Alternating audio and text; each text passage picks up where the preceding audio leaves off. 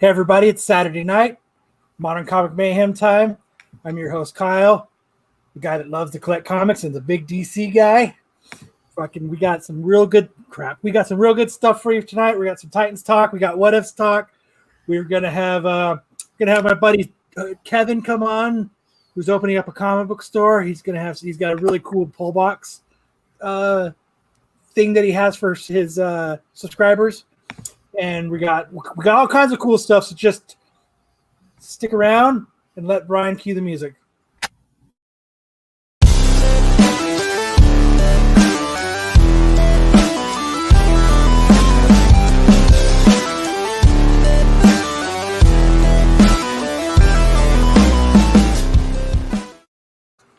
Oh boy. Darn it, I already messed it up. I cussed in the first 30 seconds. It's all right, brother. It's so hard. I feel like that's such a like I don't know how truth that is, but I don't think we're a big enough channel for that to matter at this point, right? I look at it one of those things where, like here in Arizona, everybody thinks it's the law. You got to give people water because we live in the desert, when it's really not a law. Yeah, it's just kind of like a common courtesy. Like, yes, It's freaking hot here. Once in a while, some people can't have a cup of water, but I think it's just one of those like misnomers, or you know what I mean? Yeah. Well, all I know is that I got a fresh cup of coffee. I've got a brand new, just purchased, not even with the seal, just got broken, on a whole box of zigzags. It's gonna be a long, fun night. Oh, we're in it for the long haul tonight. Oh man, what's going on, Sam? Hey, how you doing, guys? I had just an incredible week, just insane. Yeah, I saw this thing. It kind of just like knocked me for a loop. But it was like there was a One Piece fan in Afghanistan who was basically bidding farewell to the One Piece community because he wasn't sure he was ever going to be able to read One Piece again. Wow, that's crazy. I never even thought of that. And it freaking sent me into like 20 years ago. Like it was 9/11 all over again, man. It was, it hit me hard. It was very powerful. Well, I know I was on with Simple Man, Brian Wood's channel. I go on there every Tuesday. He's got a live comics weekly show that's really fun. And him and Comic Man Andy I was talking to before the show, and they're both Marines, and talking about, I had just heard about the Afghanistan. I live in my own little nightmare here, and I had just heard about all the craziness, and man, just thinking about all that stuff was like, you don't put it in perspective. And then what you just said right there, even more, you don't think about that stuff. Like if you were a comic fan in Afghanistan right now, like that's probably like death penalty type stuff, right? I mean, like, yeah. So he said that there was like 4 things that he could be killed for. He was the wrong religion, the wrong sect of religion. He couldn't grow a beard. He spoke English, and he read One Piece. And he said the first 3 things he would do his best to hide. And he went to his computer to delete all the One Piece off of his hard drive, and he couldn't do it. He just couldn't do it. And he's like, I'm a pirate. I'm a pirate to the end. It is what it is. And wow. I freaking lost it, man. It just knocked me through. It knocked me way back to 9/11, and I felt all those same feelings kind of build up inside me, and it was a very powerful moment. Yeah, that usually doesn't happen until something puts it in perspective to make you till it hits home. Yeah. And stuff like that makes it hits home. That's for sure, man. Listen, it's crazy, it's nuts, it's sad, it sucks. But man, we live in a crazy world right now. That's so true. Let's just hope that internet is very easy to get to those guys for now, and till the end of time, or however it works, man. Just keep that internet flowing in there somehow. Yeah, I'm just gonna toast. I'm gonna give a toast to that guy and say, you know what? We're all pirates with you, bro. Amen. Amen. I'll drink to that, even though it's coffee. I'll drink some whiskey to that. Speaking of that, you guys, secret drinking game. If you guys don't know what that is, hit that QR code above. You'll get some secret drinking game words that Kyle puts together every week. And whether it's, root beer or, some type of awesome medication, join along with us. Have a good time. Whatever it is. Have some fun with us, chill, sit back, because that's basically what the show is. It is comic book shop talk live, basically, is where I like to put it. Especially with this show, man. This show just feels more like talking comic shop talk than any other show on the channel. So, all right, guys, I gotta go. Sticks Boy's having an awesome Spider-Man sale and whatnot, so I'm gonna dip out for about 15 or 20. I'm gonna pick up some Spider-Man books and I'll be back. None of you guys leave to go check it. Sorry, Sticks Boy, you're awesome, but you guys stay here and hang out. Don't go buy books from him quite yet. Yeah. Well, shout out to all the people on Whatnot that are rocking that app. It's crazy, and let's hope that those guys over there on Whatnot can continue to push that app to be better in every way. Because right now, I hear a lot of people talking about how it is, how eBay needs some type of change, and eBay is just too hard to sell on nowadays with all the problems, this and that, and Whatnot just feels like it came in at the right time to kind of invigorate the third market. We talk about Comic Book Shopping Network on this show a lot. Shout out to Jesse James. Yeah, if you guys, as a matter of fact, let me pull that up here, because we are. Let's see here. Let's do this. I don't know. I'm legitimately, I'm addicted to Whatnot already. Yeah. It's and I'm not even going on just watching comic stuff. I'm watching people sell sports cards, toys. I'm watching people do Pokemon. Like, I'm bouncing around all over the place. It's crazy. I mean, 70% of my time is focused around comics. Like Aaron on the channel, man. He had a great show the other night.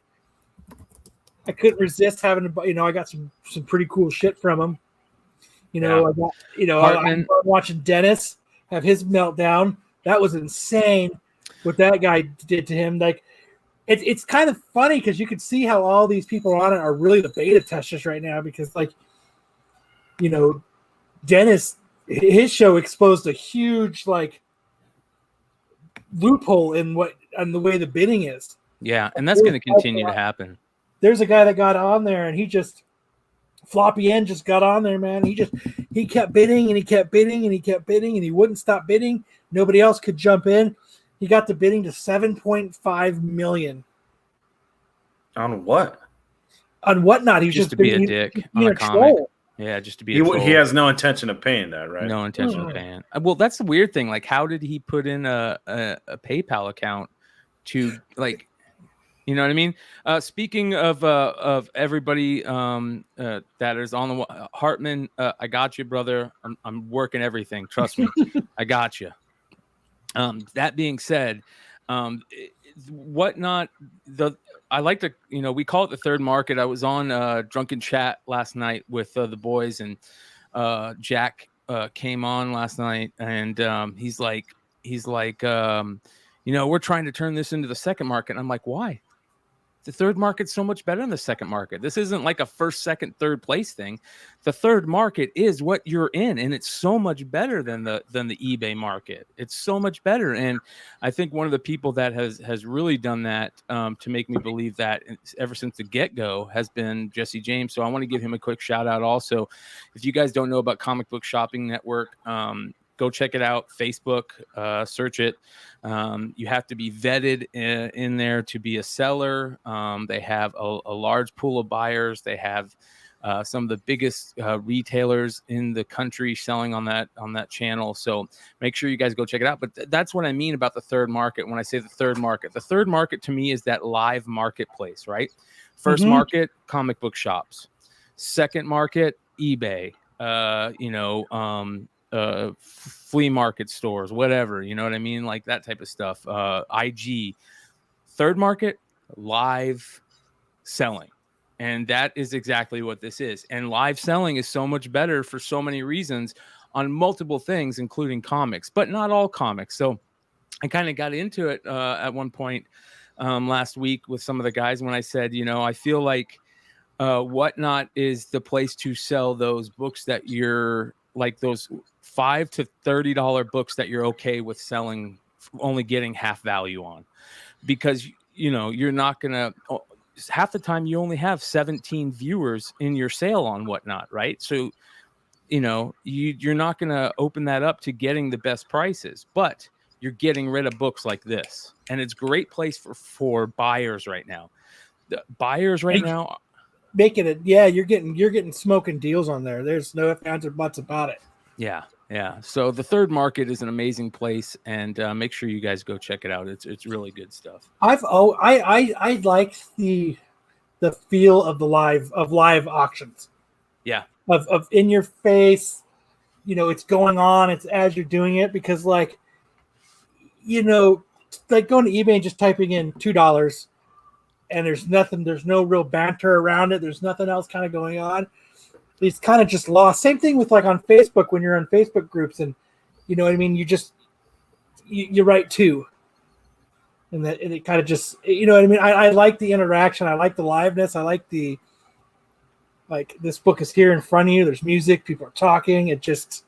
Kind of the salesmanship, right? Yeah. It's like Home Shopping Network, but. Or like a livestock auction. Yeah, go to 1, go to 2, go to 3, go to 4, that kind of thing. Yeah. Yes, yeah. You've just got this. I don't know, and like you see the same people in there, bouncing in and out. You can meet people. Like I've met some cool people that just like from Facebook Live stuff. It's these same people, so you start seeing these same people in there, and you kind of. It's another way to meet people. You're Kyle, are you pitching the storage wars of comic books right now? I guess is that what's happening? Did you just pitch storage wars for comic books? That's basically what it is, man. There's some people over there getting some killer deals, that's for sure. So Joe brought up a pretty good point here. Where did it go in the comments? He got someone else's book. Now that's the one thing I've actually wondered about that, because like Facebook, at least on Facebook, you've got this way to interact back in it, but Whatnot, it's once you buy something, it just does it in the background. So is it, how hard is it? Well, without knowing people's Instagrams, how hard is it I don't know. I don't know if you can message on. Well, here's what happened to me. So, and this brings up two questions, right? So one, was it the person that accidentally put the wrong book in the wrong package, or was it Whatnot that messed it up? Right. That's the question. Yeah. So I came across the thing. I had one sale. I just went on. I didn't really advertise or anything. I just went on just to see how it works, and I sold a couple books. And when I was shipping, getting the books together for shipping, putting them in the packaging, I noticed a little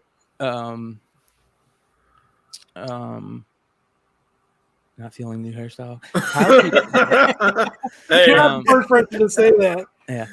I'm noticing that there's some damage, or I don't know if it was damage or if it was part of the cover. It was like this. It looked like a color rub, but it could have been part of the cover. And so I hit the dude up on IG. I found him on IG, and I was like, "Hey, just a heads up. I didn't see this, didn't notice it when I first, so I just wanted to let you know.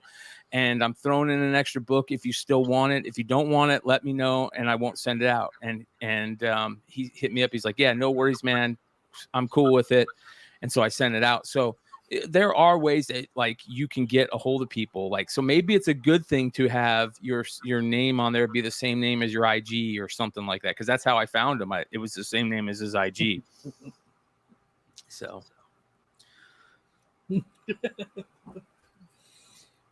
I don't know what it is, man. This StreamYard lately has been an issue with the people's cameras like freezing, and I don't know what it is. So I apologize, everybody, if you guys are dealing with this camera freezing issue.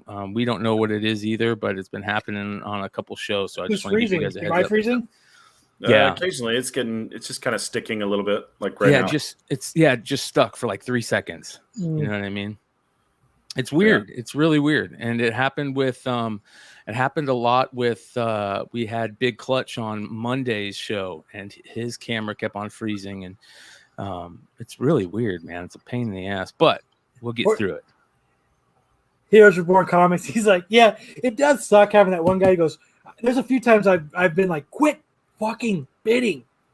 Like, is he just doing it? Is he just trolling me? Or what the hell? Like, I kind of see where you're going on there, but there's a lot of people like when I was on. There's a few of them on. I'm like, because there's only a certain amount that I'll pay for a book. You know what I mean? And I'm not one of those people that goes, well, I really want it, so I'll pay a little bit extra for it. And quit fucking bidding. You know, like there's a few of those out there. So you're the collector. Brian's the flipper. There's got to be a lot of personalities in these. You know, we could really make the comic book wars thing really work. There's a couple whales that they've already identified as the whatnot whales. Oh, the whatnot whales. Yeah, one of them's named Fat Lawyer. So shout out to whoever Fat Lawyer is. I've seen him buying a bunch of stuff in there. Yeah. I feel personally attacked. I feel personally attacked.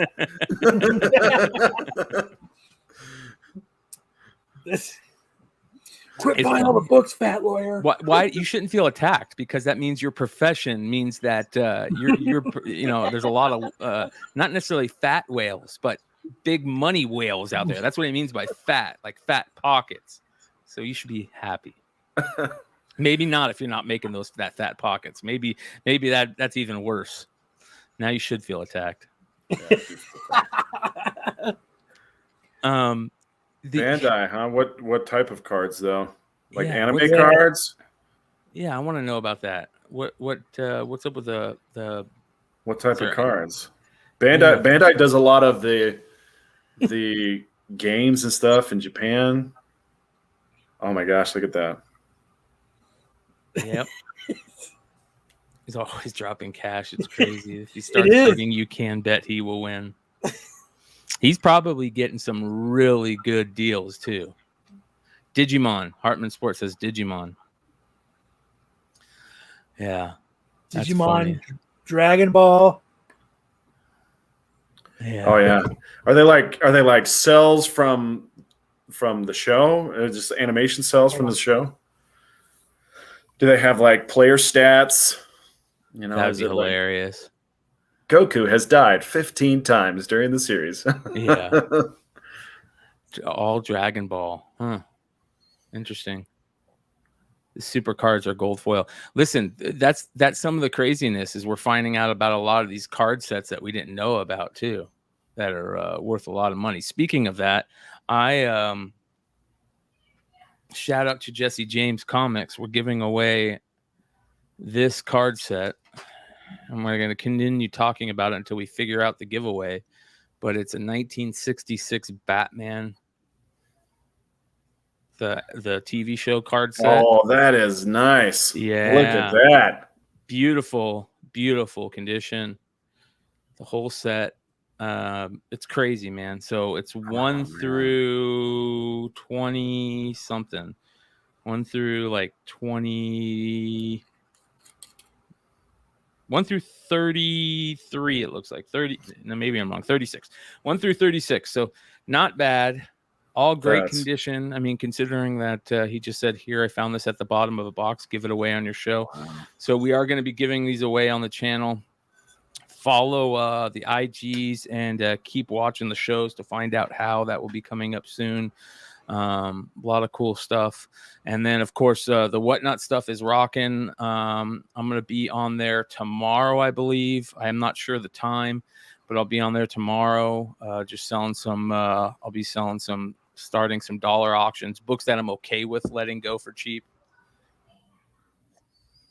But it's kind of weird because too many people are over there selling, starting books at dollar auctions, and it's. I mean, you're getting great deals on certain books. People just had to figure out how that game works over there. Shout out to Ronnie, Wow. big whale on this channel. Yeah. Always helping us out, dropping big those money. fat super chats. Yeah, Ronnie is going to be he's going to be put into the category of Flipside whales. He's joining Chris Colbert and Doc Joe for the first 3 Flipside whales. He says, "How did you know you were accepted to Whatnot after applying? Email, code on your phone. How were you able to start selling? Appreciate you guys." All right, so I'll be honest. They came to us and asked us, and we kind of had a back and forth meeting here and there, and that's how I knew. So it's probably different than most people, but I imagine most people get an email saying that they've been accepted. I would hope so. I apologize if I can't answer that. That's just the truth, though. Like, it was we started a corporate account over there, and that's how that works. So Kyle's getting Nico internet right now. Okay. That's George internet. Anyways, that being said, we have a lot of fun stuff we're going to talk about, guys. We're going to talk about the let's see here, the Titan season 3, which is just kicking ass right now. We're going to talk about World of Wakanda news. We're going to talk about a new comic shop idea here in the Valley that Kyle thought was very interesting. We're going to have Kevin on from that. But one of the things I want to talk about first here is if Kyle can come back here. I don't know if Kyle's going to be able to come back here, but we'll just get into some of the World of Wakanda and stuff until Kyle comes back. Did you? Yeah. I asked Sam before the show if he saw the news, and I think it's really funny because everybody's, especially in the comic speculation world, everybody's freaking out over the RiRi news. And to me, I feel like the more important thing is not being talked about, and that is that they've basically came out and said that Shuri is going to be our Black Panther. Yeah. Which to me is the biggest news of it all, right? Sure. We're getting a female main character again, which is, big news. And then it's the character that most of us, when Chadwick passed away, most of us said, I think it was 2 camps. It was either they wanted Shuri to be Black Panther, or they wanted them to bring back Eric Killmonger somehow. And the Shuri news is exciting to me because obviously I'm in part of that comic book speculation world. I got one foot in that world and one foot in the, the comic fan world. So what did you think about that news with Shuri being announced, Sam? Being in that fan world more than the comic book spec world.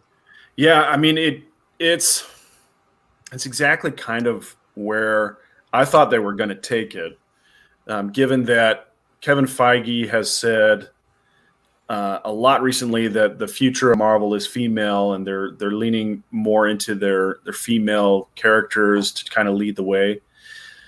And when Chadwick Boseman passed away, he left behind a huge gap because he was so great in Black Panther, and he's so loved by the community, by the fans.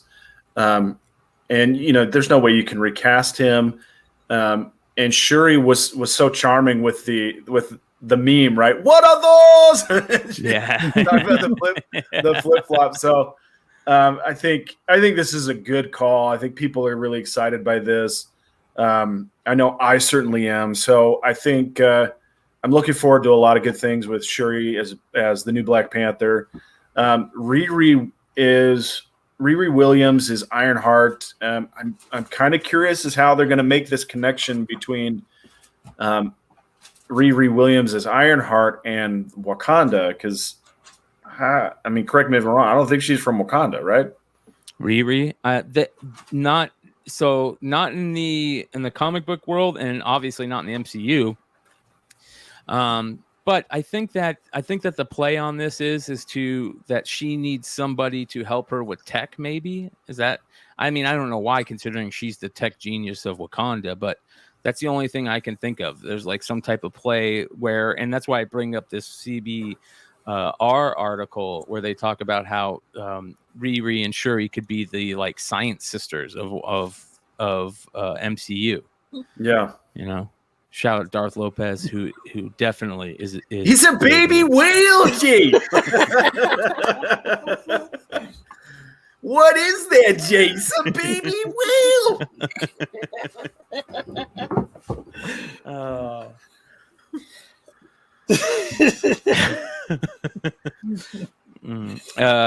Timothy Brandt, as smart as RiRi and sharing. Yeah, I guess. Yeah. Well, I don't know how they're going to play it off, but I think that the information that's come out that I know of is that filming was being, they're already filming the movie, and they filmed the scene with Shuri and RiRi in RiRi's apartment, which is very interesting to see if they're going to play that whole MIT role. Here we go. Yeah, Timothy Brandt says it right as I said it. As smart as RiRi and Shuri are, they probably went to MIT together. Great timing on that. Yeah. So that could be the play. It's something that's going to draw them back together. Yes, that's a great comment. Yeah, we'll see though. And there's some chat. They're talking about how the Wakandans did set up that school. Yep. And so that could be another possible connection. Yeah, that's a great idea. That would be great if RiRi was part of. That's probably the play, right? Shout out to Mighty Mel V, who I remember talking about this. That's probably the better play, is that she grew up in that school or is from that school or something. And then they don't have to talk about MIT at all. Exactly. Yep. No love to MIT. No love to MIT. I know that there's a lot of talk about the actress playing Shuri and this backfire and this and that. I don't care. I don't. She just go be an act. Like, that's one of my biggest problems, is that like I can easily separate the actor from the movie. You know what I mean? Like, yeah. They're an actor. They're playing whatever they do outside of the movie is their thing. I could give two shits about. Yeah. Yeah. Yep. Let them just play the role they need to play. Let me see them as who they want to act as in that movie, and whatever their view is outside of that, is let them be their views. Yeah. Yeah. Joe's Dueling, who has one of the greatest avatars ever, says, don't care what they do with the movie, still trying to complete my jungle action run. Good luck on that one, because that's a tough one. Actress Dust Up was a year ago. Hollywood has goldfish memory. He also says, you're 100% right. Yeah, you're 100% right. Some of the talk right now, especially in the comic world, or at least my comic world and the speculation world, is all about RiRi. Everybody's going crazy about the RiRi talk, and which issue was first appearance of RiRi and this and that. And listen, you guys, I'm to the point now where it's pretty obvious. Invincible Iron Man 7 is RiRi's first appearance. Now, whether you want to start playing the whole thing of no, her first appearance is when she's first called Ironheart, this and that, like I think you're it's 6 1/2 dozen of the other at that point. It's like the first time she appears in comics is her first appearance. For me, I'll let the market decide on everything else. And for the longest time, that Invincible Iron Man 7 never got any love. It was like the redheaded stepchild of the comic speculation game. And I'm going to bring it up because I'll tell you why.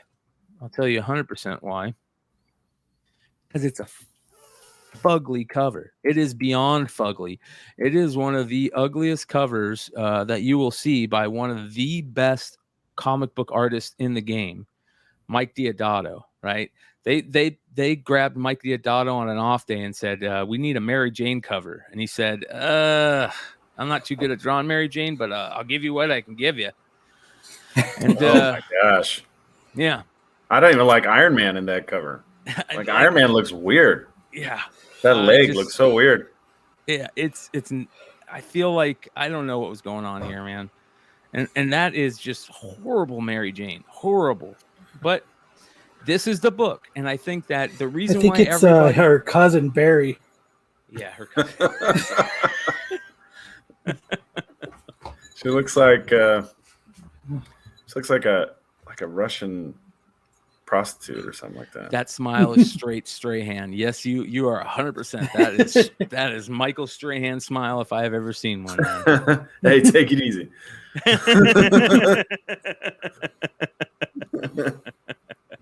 Hey, there's nothing wrong with it, but man, Jesus.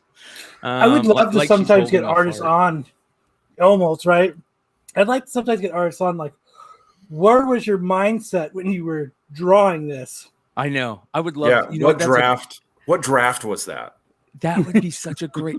That's what we need to do. The next time we have a good artist on any show on this channel, we need to have like a segment of what were you thinking, and just be like, listen, man, you're great, but what the hell was this? I mean, hopefully they're like they have enough humility and like humor to roll with it. I would think somebody like Dave Wilkins or John Gallagher would be good to laugh at it. But I'm sure there's guys out there that would not be, like Arthur Sidem or somebody like that would probably have a stroke on or you. Robbie L. Or Robbie L. You never want to bring up that Captain America to Robbie L. That's 100% true. Like, you never know what's going to happen right there. You could. That's a perfect take, Kyle. You look just like it. He's got to go sideways.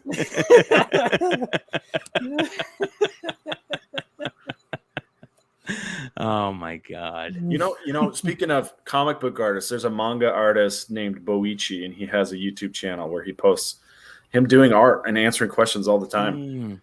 And that's such a great thing to reach out to the fans. It really endears these artists with the fans. And he's made a fan out of me because of that kind of access to the community. How do you spell it? Boichi, it's Boichi, and then his channel is Boichi B Toon. So Boichi Beton. Let's hope he doesn't throw us what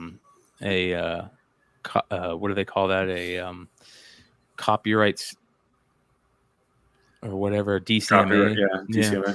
So here's Boichi Toon. I agree with you. I love these type of channels that where they just draw like this and talk about it. There's a lot of channels that do this, but really good comic artists or just animation artists, whatever. I love watching it. Let's see if we can get to a point where he's really drawing here. Here we go. So yeah, he's the artist for a series called Dr. Stone, and this is how he does it. He's on his tablet. He's doing the inking right now, and it's just really great. It's really peaceful. But it's just really cool. I have his martial arts contact card. Is that for Deodato? Because Deodato is is it Deodato that's the really deep into like Taekwondo or something like that. I can't remember. Shout out to Lazarus McFly, a new live viewer. He caught us live for the first time today. So Arthur was the one thing I was thinking of. That's funny. Like minds, my friend, like minds.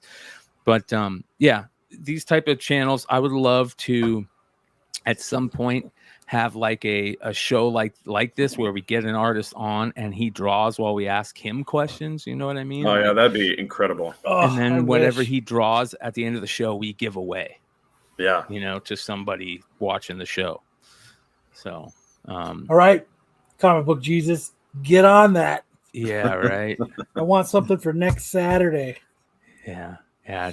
Eric Spagnuolo says, let me make sure I say your name right, Eric. Eric Spagnuolo. I bet it's Spagnuolo. Spagnuolo. Oh, I'm gonna let you say it then, Sam. You let us tell us how, because I hate messing people's names up. There's nothing worse. Know. Eric, much love to you, says, yeah, Diodato posts videos of him on IG doing martial arts. Yep. Yeah, I've seen that, man. He's a beast. And he's like in his 60s, it looks like, or late 50s, just rocking it. Oh, good stuff. Me too. Here's another name I guarantee I'm going to mess up. That is a character from Les Miserables, Gavroche Thénardier. Man. That's great why we call. have Sam here. That's why Sam's here, ladies and gentlemen. He's the smart one. I love the one Todd Father did of Venom with all the boyish sound effects. There you go. Hey, yo. Chuck's in the house. I only see Chuck. I only hear from Chuck every once in a while when he just checks in on the channel. Hey, what's up, guys? I know, right? I gave him shit the other day. I'm like, dude, you just got to stop by. Like, I'm here all the time. Just stop by. So, Dude, I've been waiting for him to stop by since like 2019. Good stuff, man. Very good stuff. So shout out to everybody in the community. We got 61 live right now. That's no because ish everyone's tonight. watching that Pacquiao fight. Is Pacquiao fighting tonight? Yeah. Wow, man, that's sad. Oh, we're pretty competing sure. with that. Yeah. I'm pretty sure. Wow, man. No ish tonight. Ish, he had better shit to do than come hang out with us. Is he watching the Pacquiao fight? Probably. I think I actually don't know what he had to do. I know prior to him coming on the show, that was like his hang out with his buddy and watch crappy movies night. So I think maybe that's what he's doing or something. Good for him. Shout out to all the comic book shop workers. However, Sam said your name. Gavroche. I hope to see you next week. Amen. That being said, I'm going to start my rolling session, but let's get back into the Iron Man stuff, or the what is it called? Wakanda Forever. I keep on messing it up. I say World of Wakanda or Wakanda Forever. I'll mess it up. So I'm gonna have to change the title of this because I'm just now realizing that. But listen, the book that to me right now and we talked about this on Flipside, I think last week maybe, or the week before, and the book to me, and in all honesty, I will say I do own 2 copies of this book. Bourbon, always bourbon. There's your board. Not always. Sometimes you do White Claw. I have one right here. And it is Black Panther 2, the first appearance of Shuri, right? Let's take a look at what that book is selling for. I remember it was like $800. We did a market report on it on a sold copy for like $800 a couple weeks ago. And I said to everybody, I said, once the news comes out, if the news comes out that she's Black Panther, that book is going to be $1,000, $1,200 book. And here you go, $900, $875. I know, Brian, you have at least 4 copies of that book. I only have 2 now. I sold a 9.8 for $600 like 2 months ago. I gave one away like a moron, and then I slabbed another. It came back at 9.8. Haven't sold it yet. I was gonna put it up like an idiot a couple weeks ago, and then I'm like, yeah, this is maybe just hold for a little bit longer. And then I have a raw version, but because I know we've bought that book in collections before. Oh yeah. Great book. A lot of people didn't know about this book for the longest time. Very recognizable cover, and also a cover that is easily passed over because people just don't know. But the Black Panther #2, great book. Also, that run had some amazing J. Scott Campbell books in it too. I think Steve just. Yep. The J. Scott Campbell cover. Yeah, that's one I wish I had, and I don't have some of those J. Scott Campbell covers. My favorite one is the Comic Con version where it's the black and white behind her. Let's see if we can find that. But you guys can see some of the sales on this book. Man, I think that book is just going to be crazy here once we start seeing. Here we go, best offer. $2.99. Yeah. And I know, and I can distinctly remember sitting at Brian's house as we're going through books, and it's one that we pulled out and we've discussed, and he would be like, "This is a book we need to keep on the lookout for." And this was probably years ago, years ago. 5 years ago, 6 years ago. And I'd be like, Black Panther, sure. Meh. And I 100% agreed with Brian, but disregarded it. And here are the books I'm talking about, like some great covers in this run. Like this Wow. cover right here, that is the cover I'm talking about, and it has it's in the convention cover. She's in color, and everything behind her is in black and white. It's so beautiful. But a lot of people don't realize that one cover in this set, and that's is it Ken Lashley? I think it is. Let's see here. Let's see if I can find it. Here's that cut. Right, the Ken Lashley variant. Like this one is so good. Look how good that is, dude. Yes, it's awesome. Oh, just beautiful. And there she is. I mean, in the Black Panther. And if they do this type of like costume where it has the fur on it, and man, they could just really knock this out. I really hope they do a good job. It all depends on how good the movie is, obviously, but the Ken Lashley covers are great. That's not the only one. I like that cover with the giant white panther on it. That was pretty slick. Which one? Where is it? If you go back to that set of 7. Oh yeah, I know which one you're talking about. That's a good one too. I just showed. Yeah, the one in that the one right there. Yeah. So I like the one right to the left of it for some this reason. One, like that. I don't know if it's the sunset but something about it just pops, and it's just I don't know. That's if I were to go out to look, that would be the one I would look for. I think Ken Lashley is a great Black Panther artist. This is the one that I love right here. That a lot of people always got it confused with J. Scott Campbell, but look, it's just beautiful cover, man. It's the #1 variant. Mm-hmm. Man, good stuff. That's great. Yeah.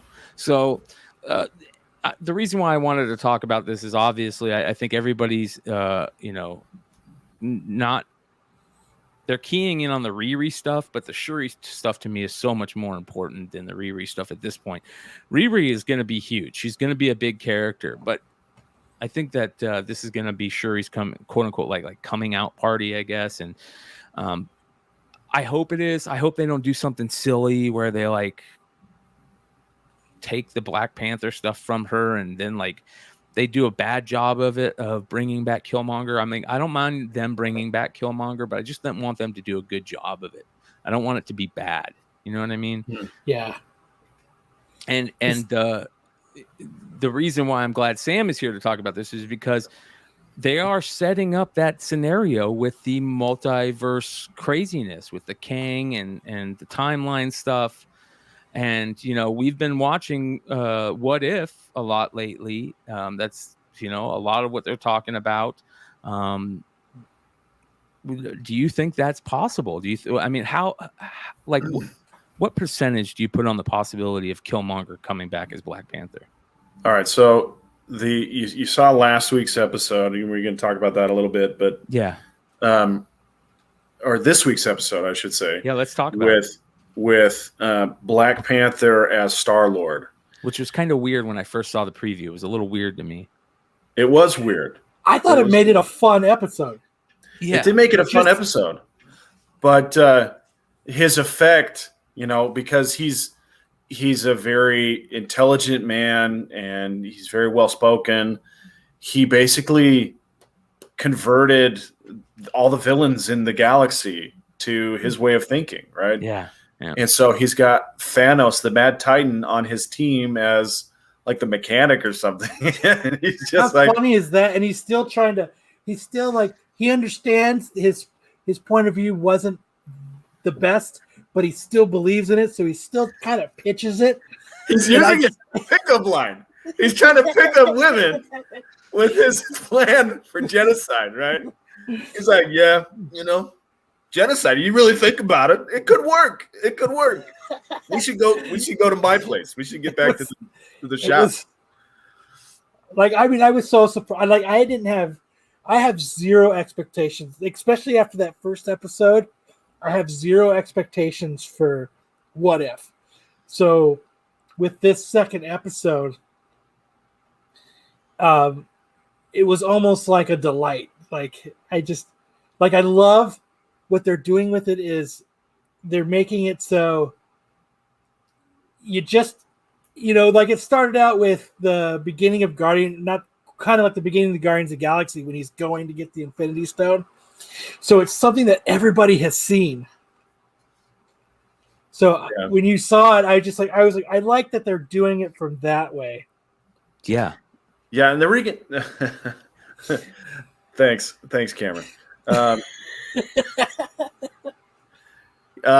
Cameron's on my dodgeball league.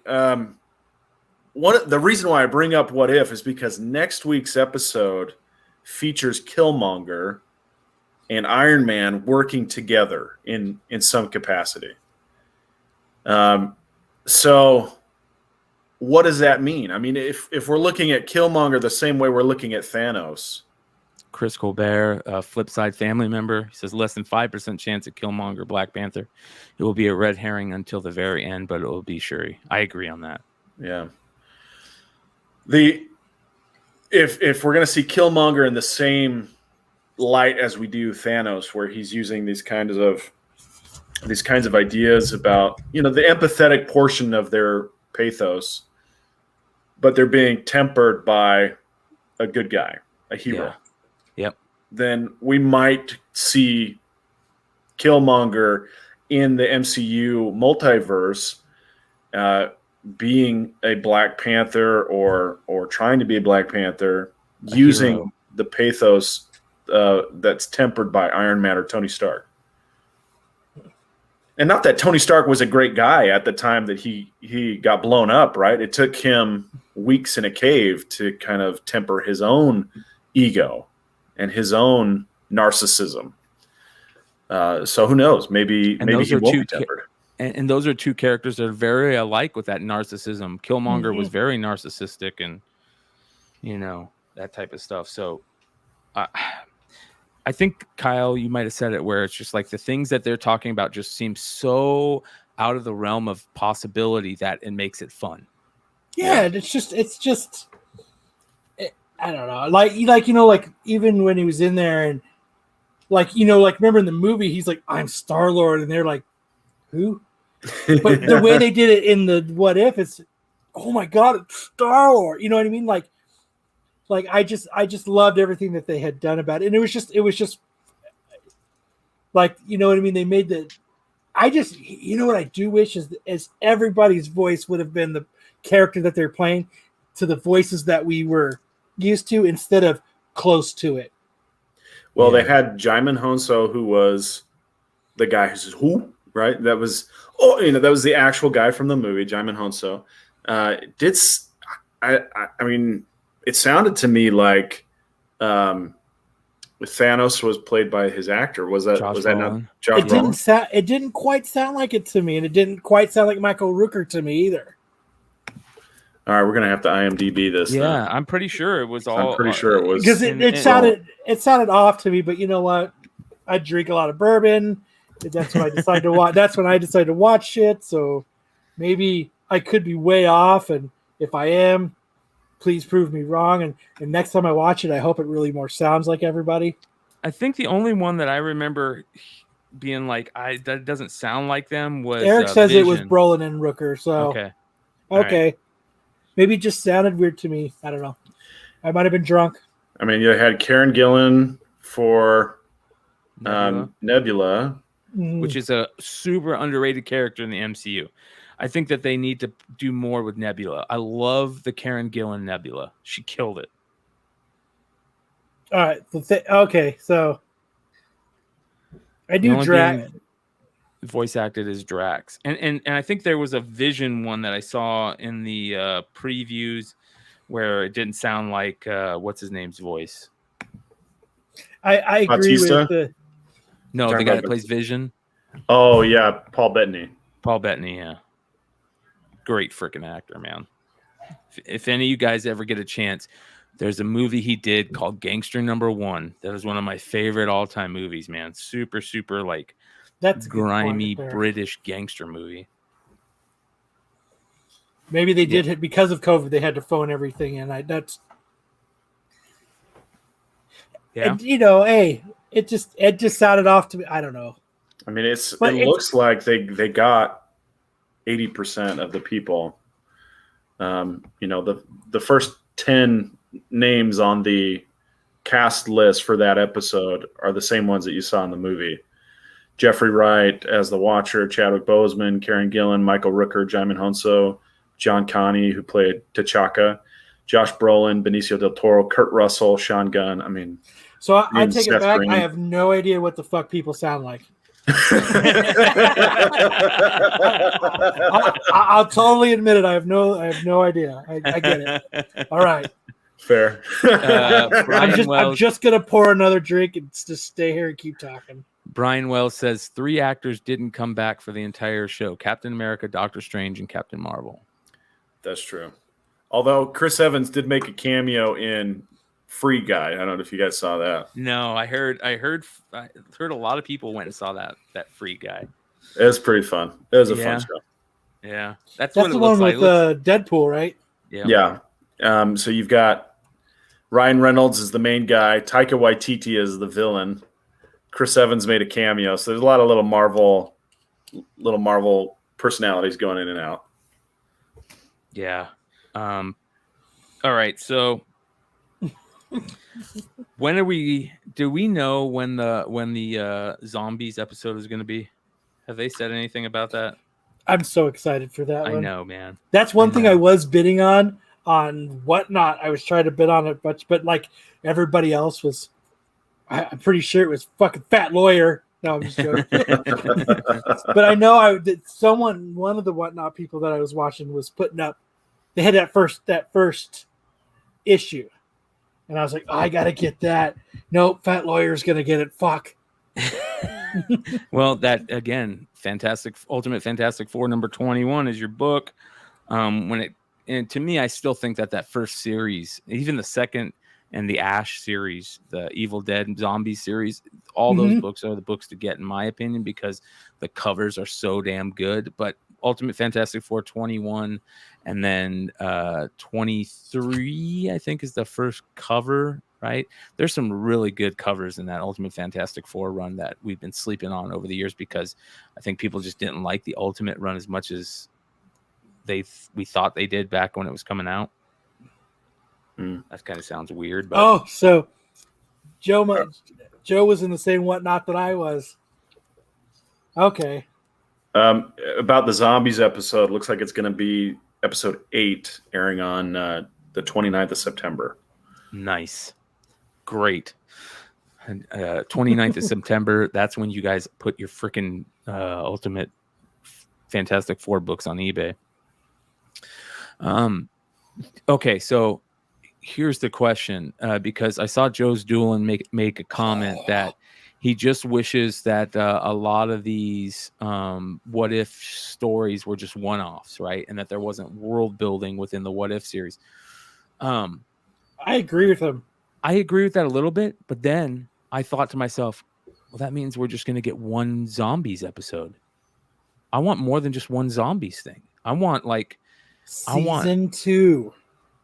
Well, exactly. That's what we're saying, right? I would like to see freedom to do what they want to do. Reach out to the fans and say, okay, well, these episodes are doing very well, and there's more story to tell here. We should really dive into this. And it's what if, so why not? right? It's ultimate wish fulfillment. So if you have the resources, you have the time, it's a lot easier to animate these things than to have the actors come in and do the CGI for it. So, dude, go to town, get as much as you can.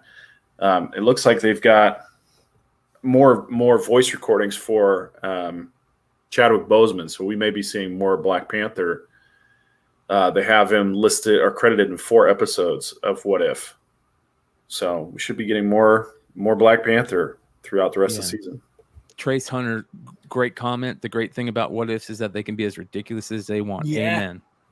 But I mean, love that. What I mean by building is like, I think I took it wrong. Like, I thought you meant like continued like building into the MCU instead of just like we get this nice little dessert. And that's what I kind of look at the What Ifs. It's just a tasty little dessert we get of this different take on it.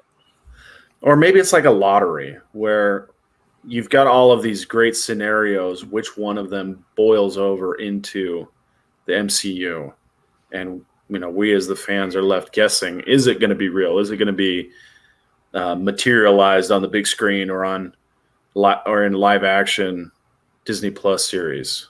And with the whole multiverse possibilities, you could see any number of things. What do you guys think about the animation? I think it's fantastic. Yeah. I like it. It's kind of that, I think they call it cell shaded. Is that what it is? Yeah. But it's an interesting take. It does kind of give it a kind of a 2.5 dimensional feel to it, which is kind of cool. Well, one of the things that I really thought that they would do with a What If series was have different types of animation based on like the story that they were telling. You know what I mean? Sure. I love those types of anthology series where they have like different animation.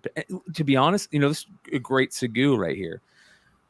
Did you guys see the new He-Man Netflix trailer? Yes. Yeah. Sam, did you see it? Yeah, I did.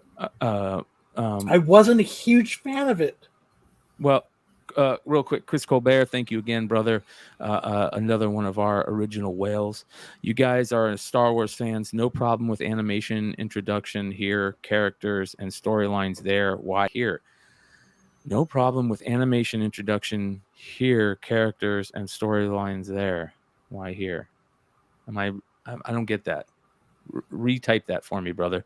But I saw the He-Man. I think what he's saying is we don't have a problem with Star Wars characters being introduced in the animation, but why not in this What If? Great point. Yeah, I don't care. I don't care what characters they introduce here. To me, and Chris says yes. Yeah, I think that I'm cool with any characters they introduce here.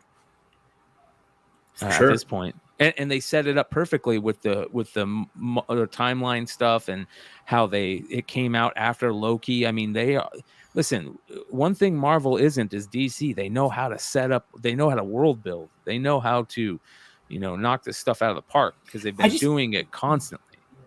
Why can't DC do that?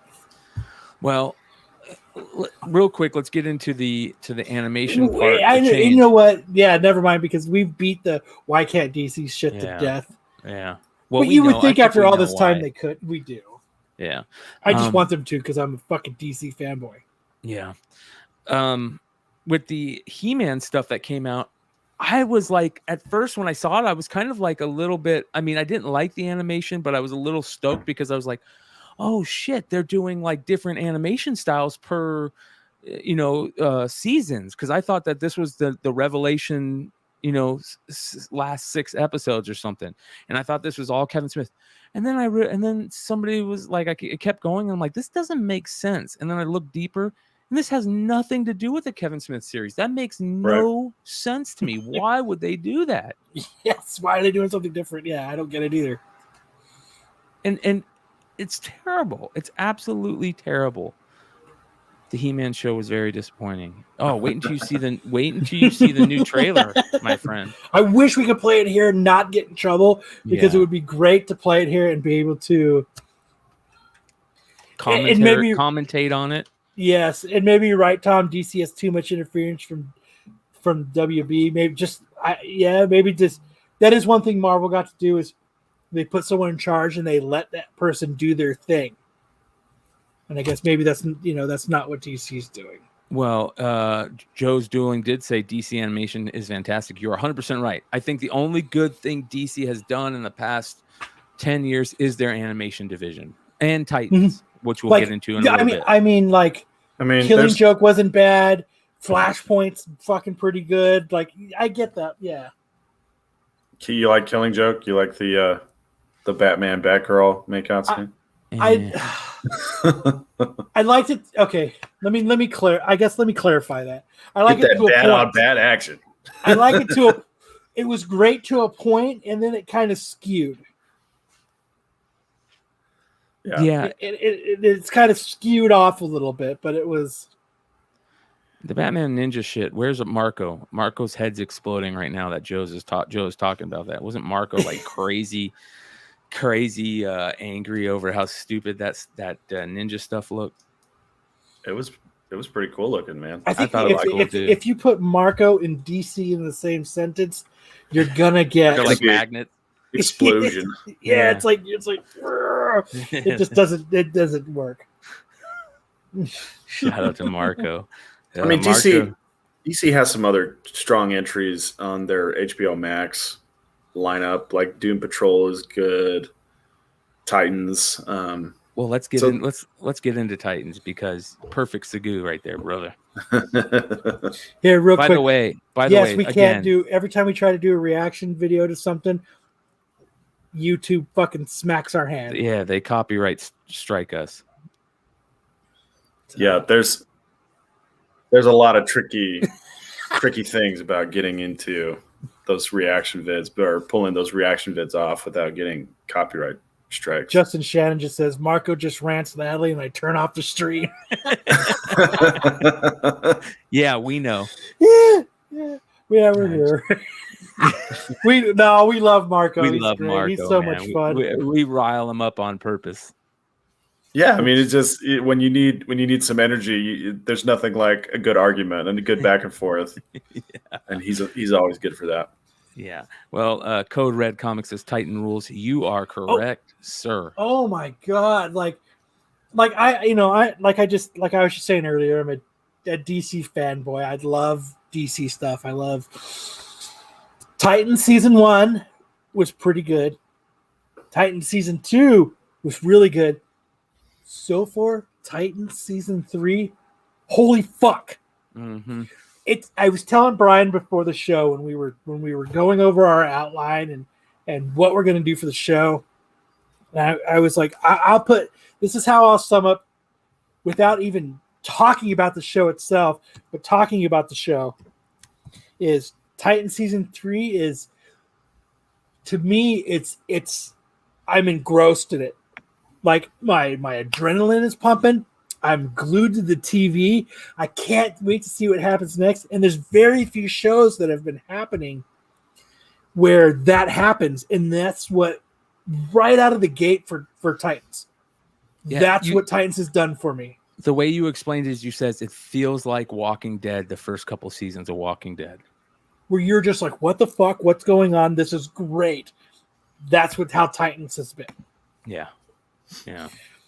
And I knew, and I was like, I saw, when you saw the trailer for it and you knew what was going to happen. As a comic book fan, they wrapped it up and they put a nice little bow on it. You knew what was going to happen. And for them to do that in the first, fucking 4 minutes of the first episode, I was like, props. Jason does what he does. He doesn't fucking listen. He does what he wants. He went out there. He got bashed in by a crowbar by the Joker, and you were like, holy crap, it's only been fucking 4 minutes. I love that. that's not something you expect, but you like afterwards, you're like, oh, that's genius. Of course they're going to do it that way. You're just going to get it out of the way. That way they don't have to talk about the Joker. They don't have to, you know what I mean? They don't have to get into it too deep. It just, boom, just get it out of the way. Like, it's that's what was going to happen, with that character. This is, and like the person that plays Jason Todd annoys the living shit out of me. Yeah. But him playing Red Hood, yeah. As long as he keeps that fucking mask on and he does that, he's killing it. Yep. I don't have to see his snotty little. His face just pissed me off in the first season. Kind of, yes. You know what I mean? Or second season, I was just like, "What the hell is this kid? He's just a little snotty brat, snobby. Like he just." And you're 100% right, Kyle. Like now that he's Red Hood, you kind of have that little bit of hate for him, but then you're kind of like, I'm a fan of Red Hood. I've always liked the Red Hood character. I thought that was one of the most genius things. Like if when that storyline came out in Batman, and was it the 630s that it came out? I can't remember what issue that was when that started, but that run was some of the best writing in Batman. And if they would have said, hey, we're bringing back Jason Todd as Red Hood, like dumbest thing I've ever heard, keep him dead. But I love the character of the Red Hood. It's a great character. And I love how they stole the Red Hood thing from the Joker, old school Joker idea. And everything about that character is great. Now, they've done some weird things with them in the most recent DC stuff, but DC's been weird all around. I think that Titan Season 3 is showing that character is a great character. Yes. And that is, and they're showing you how smart he is, showing how cunning he is, they're showing him how he's a fucking dick. And get back to, is the Joker actually in it? You don't actually see the Joker. You see the crowbar and you see the bashing. You don't actually see the Joker. And then what they actually do is they show Bruce go against everything he believes, and he goes out and he actually kills the Joker. And then Bruce leaves Gotham and gives Gotham to Dick. Yep. And so what Dick Prodigal does is, son. Yep. So what Dick does is he brings in the Titans, say, I need help with Gotham because this is what's going on. And so, which I think is great because like you got that feeling of the craziness of the Joker. You got that, they pointed out that Bruce is just as crazy as the Joker, and they need each other, and they actually made Bruce realize that in this show. So, and so he actually leaves, and he's gone. Bruce is gone, and it's just Dick and the Titans there. It's just. Well, can we talk about? So again, spoilers, you guys. Justin. Yes. This channel is spoiler full, so like there's no such thing as spoilers on this channel. So let's talk about the way that they're releasing it is episodic, even though it's on HBO Max, and like it feels like it's the type of place where they should just release all the episodes at once. They're releasing it episodic. I'm glad that I can't binge it, honestly. I agree. Like the suspense of, like, they gave us 3 episodes. Now the 4th one is out. Like, I think I'd like to marinate. I like, and you know what I did with I didn't even binge the first 3 episodes. I marinated the first 3 episodes because I enjoyed it so much. Yeah, that it was great. Well, they introduced at the end of last season the Superboy character, and you're getting some of the Superboy stuff, the Connor Kent stuff, which is interesting. I like how they're playing that off. Of course, you've got Starfire's sister showing up in this season, which is very interesting. But let's talk a little bit about this season. So, when you came back, you had all the original from season 2, but they had the Connor Kent. And then Blackfire, right? And then they introduced Scarecrow. Mm-hmm. So Scarecrow is in The dude playing Arkham. The dude playing Scarecrow is awesome. Well, one of the things that's crazy to me is that like how they're playing off the Scarecrow character. Like he's like the Anthony Hopkins character in Silence of the Lambs. Like they're going to Arkham because they need Scarecrow because he's a complete nut, but he's a brilliant mind. He's going to figure out. He's going to help profile who Red Hood is, right? But in order to do that, they basically bribe him with cannabis, which is freaking awesome. It is. It's so because like the first time Dick comes in, he's like hesitant to even give it to him, and he's like, and like even the first time he brought it, he was like, he didn't even have a lighter, so he's like sitting there talking to him, rolling a joint, and then he's like, "You got a light?" And Dick's like, "No." He's like, "All right, I got connections," and he puts a joint behind his ear. He has to wait. And then when he comes back, Dick's like, "Here's this strain of sativa, blah blah blah. Here you go." And like it's then he's like hitting a bong. It's great. Well, Code Red, he says Scarecrow reminds me of Brian. Well, just a heads up, sativa's for pussies, so it's definitely not me. But that being said, that was just genius to me. Really good stuff that they're playing. Like, I mean, again, they went far as they could in the beginning of just going off script with Bruce killing the Joker, right? Takes you out of like everything that you're used to and you think that's going to happen is, that type of stuff. And then last episode, they drop a bomb literally and they kill freaking Hank. They kill Hawk. In the way they did it, like Jason Todd was so fucking like maniacal about it. Cause like he got there and he made Hank strip, like he took him on this wild goose chase around Gotham. And then he shows up at the gym or at the YMCA gym type thing. He has to swim. He makes him strip naked. And he comes up and he stabs this fucking bomb into his chest with these barbs. And I liked it wasn't a normal counter. It went by heartbeat. So his heartbeat was actually the timer and it ticked down. And they were like, all right, you got 4 hours. And I was like, okay, they're going to do what happens. They're going to get down to like 7 heartbeats and they're going to figure it out and they're going to save them. Everything's going to be cool.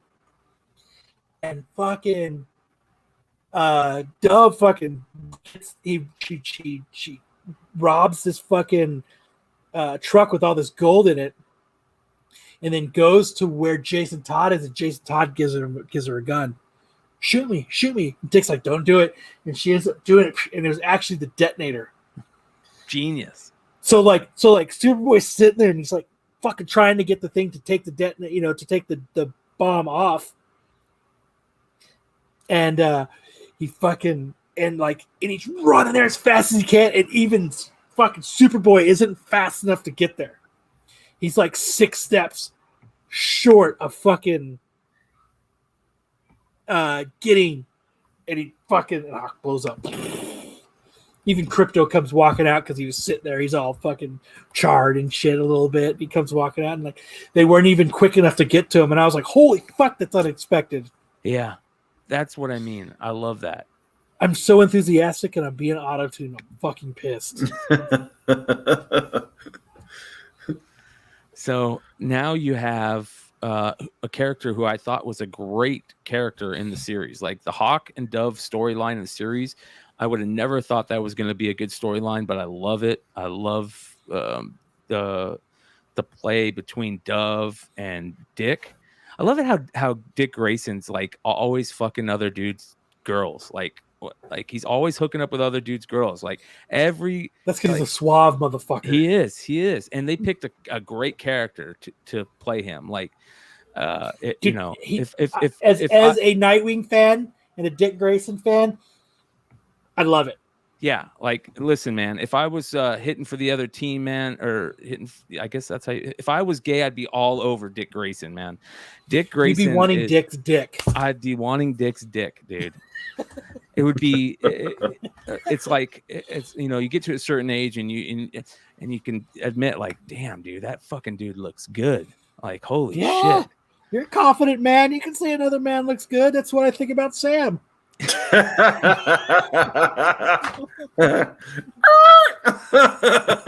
Rewind the tape. That being said, I will say that Dawn, holy shit, dude, this chick is super smoking. Smoking hot. Smoking hot. I can't believe how hot she is in the show. It's unbelievable. Great character, great. And here's the other thing that they did really well in this that DC never does well. And that is like building up the character storyline, like getting good stories of the characters, so you care about them. Great stuff. Anyways, I was really stoked for it.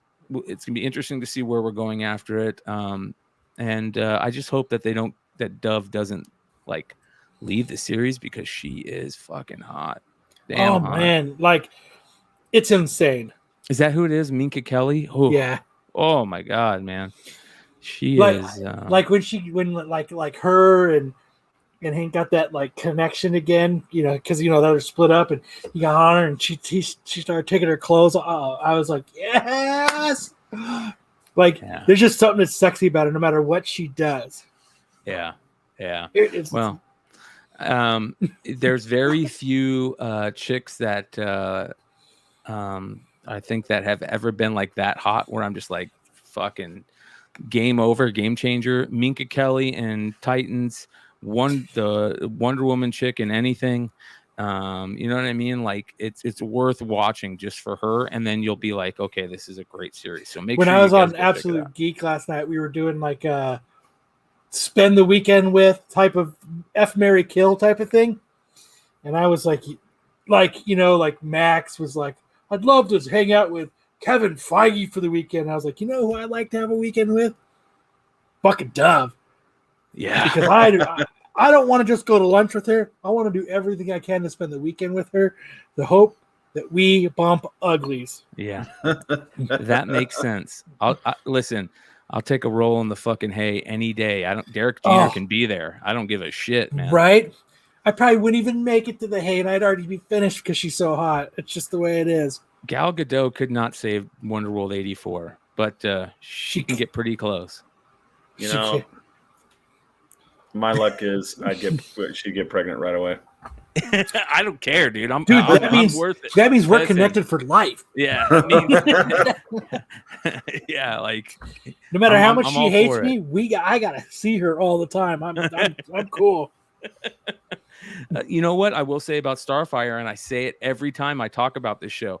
I was so angry when they announced the casting of Starfire, and there's no Starfire pictures. Anyways, I was so angry when they announced the casting of Starfire originally years ago because I was like, man, to me as a kid, there was one character in DC Comics that I always loved. It was Starfire because she was drawn for me at my age, right?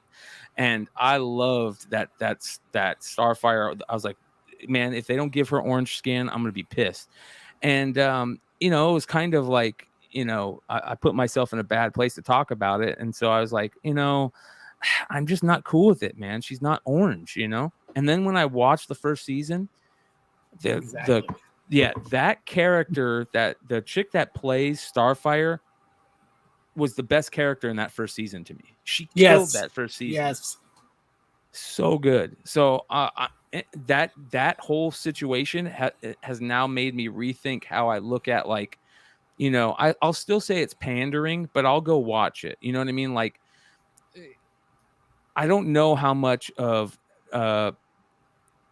Sandman, them casting an African American to play Death is pandering, but I'm gonna go watch it just because I've been proven wrong before.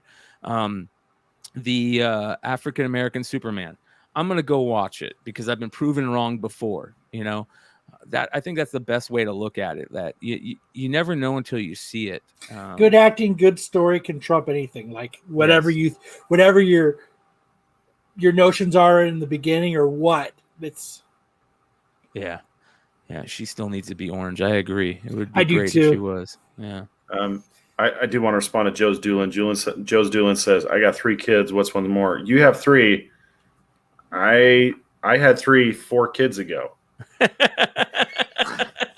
So You're a crazy man. You're a crazy man. I have 0, and I want 0. I don't even want to think about having kids. That being said, Starfire. So definitely is for Sam, Titans what's one more? is fire. Starfire and Titans is fire. You're correct. Yeah, good stuff. Mojo Quaid says the Sandman casting isn't pandering. It can't possibly be pandering. that sounds like it's sarcasm. Yeah. Yeah. It just at this point, if you're again, another perfect Sagu. Did you guys hear the news about Jonathan Kent? You guys didn't hear the news about Superboy? No. Well, the news is, and watch this. Oh shit! You're getting a fresh hot take right here. Okay. Now, this is like the Little Caesars of takes. Superman is going gay in shocking twist for decades-old franchise. I guess Clark Kent is going bye-bye. DC Comics has published. Let's see here. Reportedly, Clark Kent will die, and his son, John Kent, aka Superboy, will take his place. After assuming the role, he will come out as gay. Mm-hmm. What do you guys think? Now that I'm looking at that, it looks like he has the hots for Damien. They're kids. They're just kids. It just this feels like so hardcore pandering at this point. I'm just, and I'll say it like I said it before. There's nothing wrong with having gay characters. Create a brand new one. Yeah. And I guess John Kent's a newer character. I guess they're kind of doing that, but they should just create a brand new character. You know what? Here's my fresh hot take. Let's see how it plays out. Let's see what they do with it. I mean, it's not it's not something I usually gravitate towards, but maybe it'll be good. Who knows? Like, he's totally giving him the eye now. Like, he's looking at him like, I love the way your hair is cut, Damien. Damien's just like, let's just go fuck some shit up. And John's now being like, yeah, let's do that. Like, damn it. I ruined Super Sons for DC. Ruined Super Sons for Kyle. What am I saying? I ruined. I got one for you guys. And we've talked about this before. To like the definition to me of pandering is that, like, let's create. There's characters out there in the DC that are already gay characters that they don't write, that they don't use very good. Like, where's Apollo and Midnighter? Those 2 characters are fucking amazing characters. And they're gay. Where are they? Like, you already have a history of the Authority series. You got people love those characters. That's right here. Super broke back now. DC and Midnighter. I mean, Apollo and Midnighter are great characters. That I know that they were recently in. What series was that in, chat? If you guys remember. But it wasn't good enough to talk about. That's for sure. Again, that's it to me. Like, instead of changing characters, just use the characters you already have that people already love. It just, yeah. Marco's blowing me up right now. Can't even look at my phone. He's sitting there saying, "Don't talk about that. Don't He's talk about that." He's just being Marco. Mm-hmm. Don't. Well, talk about there's the Netflix approach to character building where all they have to do is say a character is gay, and then that's all the character development they do. Damien's definitely a pitcher. Yes. I mean, hands down. Yes. It's just the way it is. Yeah. I'll say another thing. Here we go. Here's another quote unquote spicy take for you, Sam, as you like to put it. At first, I'm like, man, aren't these supposed to be like young teenagers? And then I'm like, should we be having like this talk? And then I'm like, no, maybe we should. Like, there are no young teenagers, young gay teenagers, that are big in comics, or are they? I don't know. You know what I mean? Like, again, here we are. We're having a conversation where at first we don't like it, but then we start saying to ourselves, all right, maybe it is a good thing. I agree. I'll your take, Sam, on saying I'm gonna wait until we see how it plays out. I respect that. And I think maybe it's the take to have now that we're talking about it. Yeah, I mean, I feel like there is a history of pandering to this type of storyline, and that's what I'm talking about. The Netflix take. It's just like the only character building they give you is, this character is gay or this character is lesbian, and that's it. That's the end of the story for them. They're a side character. They stay a side character, and their whole job is to help the main character figure things out. And I think that would be a disappointment here. I mean, because there's a lot of struggles that people go through, trying to come to grips with understanding their identity, and maybe that could help somebody.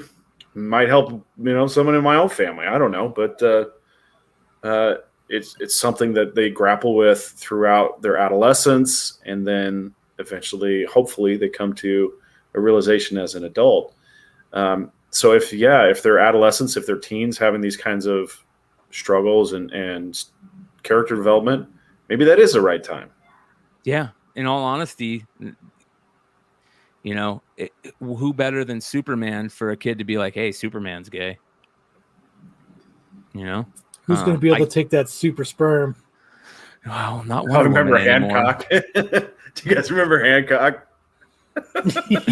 Will Smith climbing the mountain. You're going to have to get off as we're climbing the mountain. That was a great movie. That was such an underrated movie, man. It really was. Yeah. That being said, it's just, the other thing, maybe how DC's playing it. It feels like more like pandering. We just recently had the news of Tim Drake, and now, like, what happened to the Tim Drake storyline? Like, can we get that? Can that happen before we just, talk about another character? Like, I don't know. It just feels weird to me that they're not too close together. Yeah, I'd say what really sells comic books is great art, great story, great character. And if it's not pandering, it's never been pandering. The fans smell that a mile away, and they're gonna give those types of books a wide berth. So if they want to make it good, if it's going to be part of great art, great story, great character, more power to them. But if it's a marketing ploy, trying to sell more books, it's going to come off as phony, and no one's going to be interested in buying it. The John Kent thing isn't confirmed, right? That's a great. I don't know if it's confirmed or not, but everybody's talking about it. I've seen it on multiple news outlets. Like, for example, all I typed in to look this up is Jonathan Kent, and then you got Superman is going gay. Superman will be gay in DC Comics. CBR. Yeah. So, DC Comics to make Superman gay and quite a unexpected few different shakeup. places reporting it. Yeah, DC considering turning Superman gay. So there we go again. Again, great. Don't ever listen to any podcasts when it comes to especially on this channel. We're just like you. We're just collectors trying to figure this stuff out. So, it could be at this point where people are going crazy over it, and it's just thoughts, and DC considering turning. It says first. Now I think he wants to kiss Damian. Like, it sucks, man. Like, that smile now. I'm thinking I have a completely different thought process. What is going on at the pose between Batman and Superman there? I love it.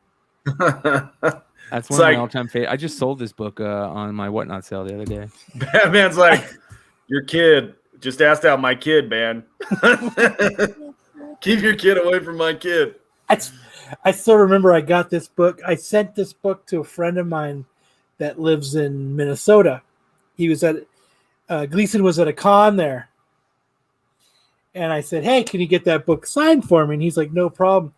And I'm drawing a blank as to the other person that does Super Sons.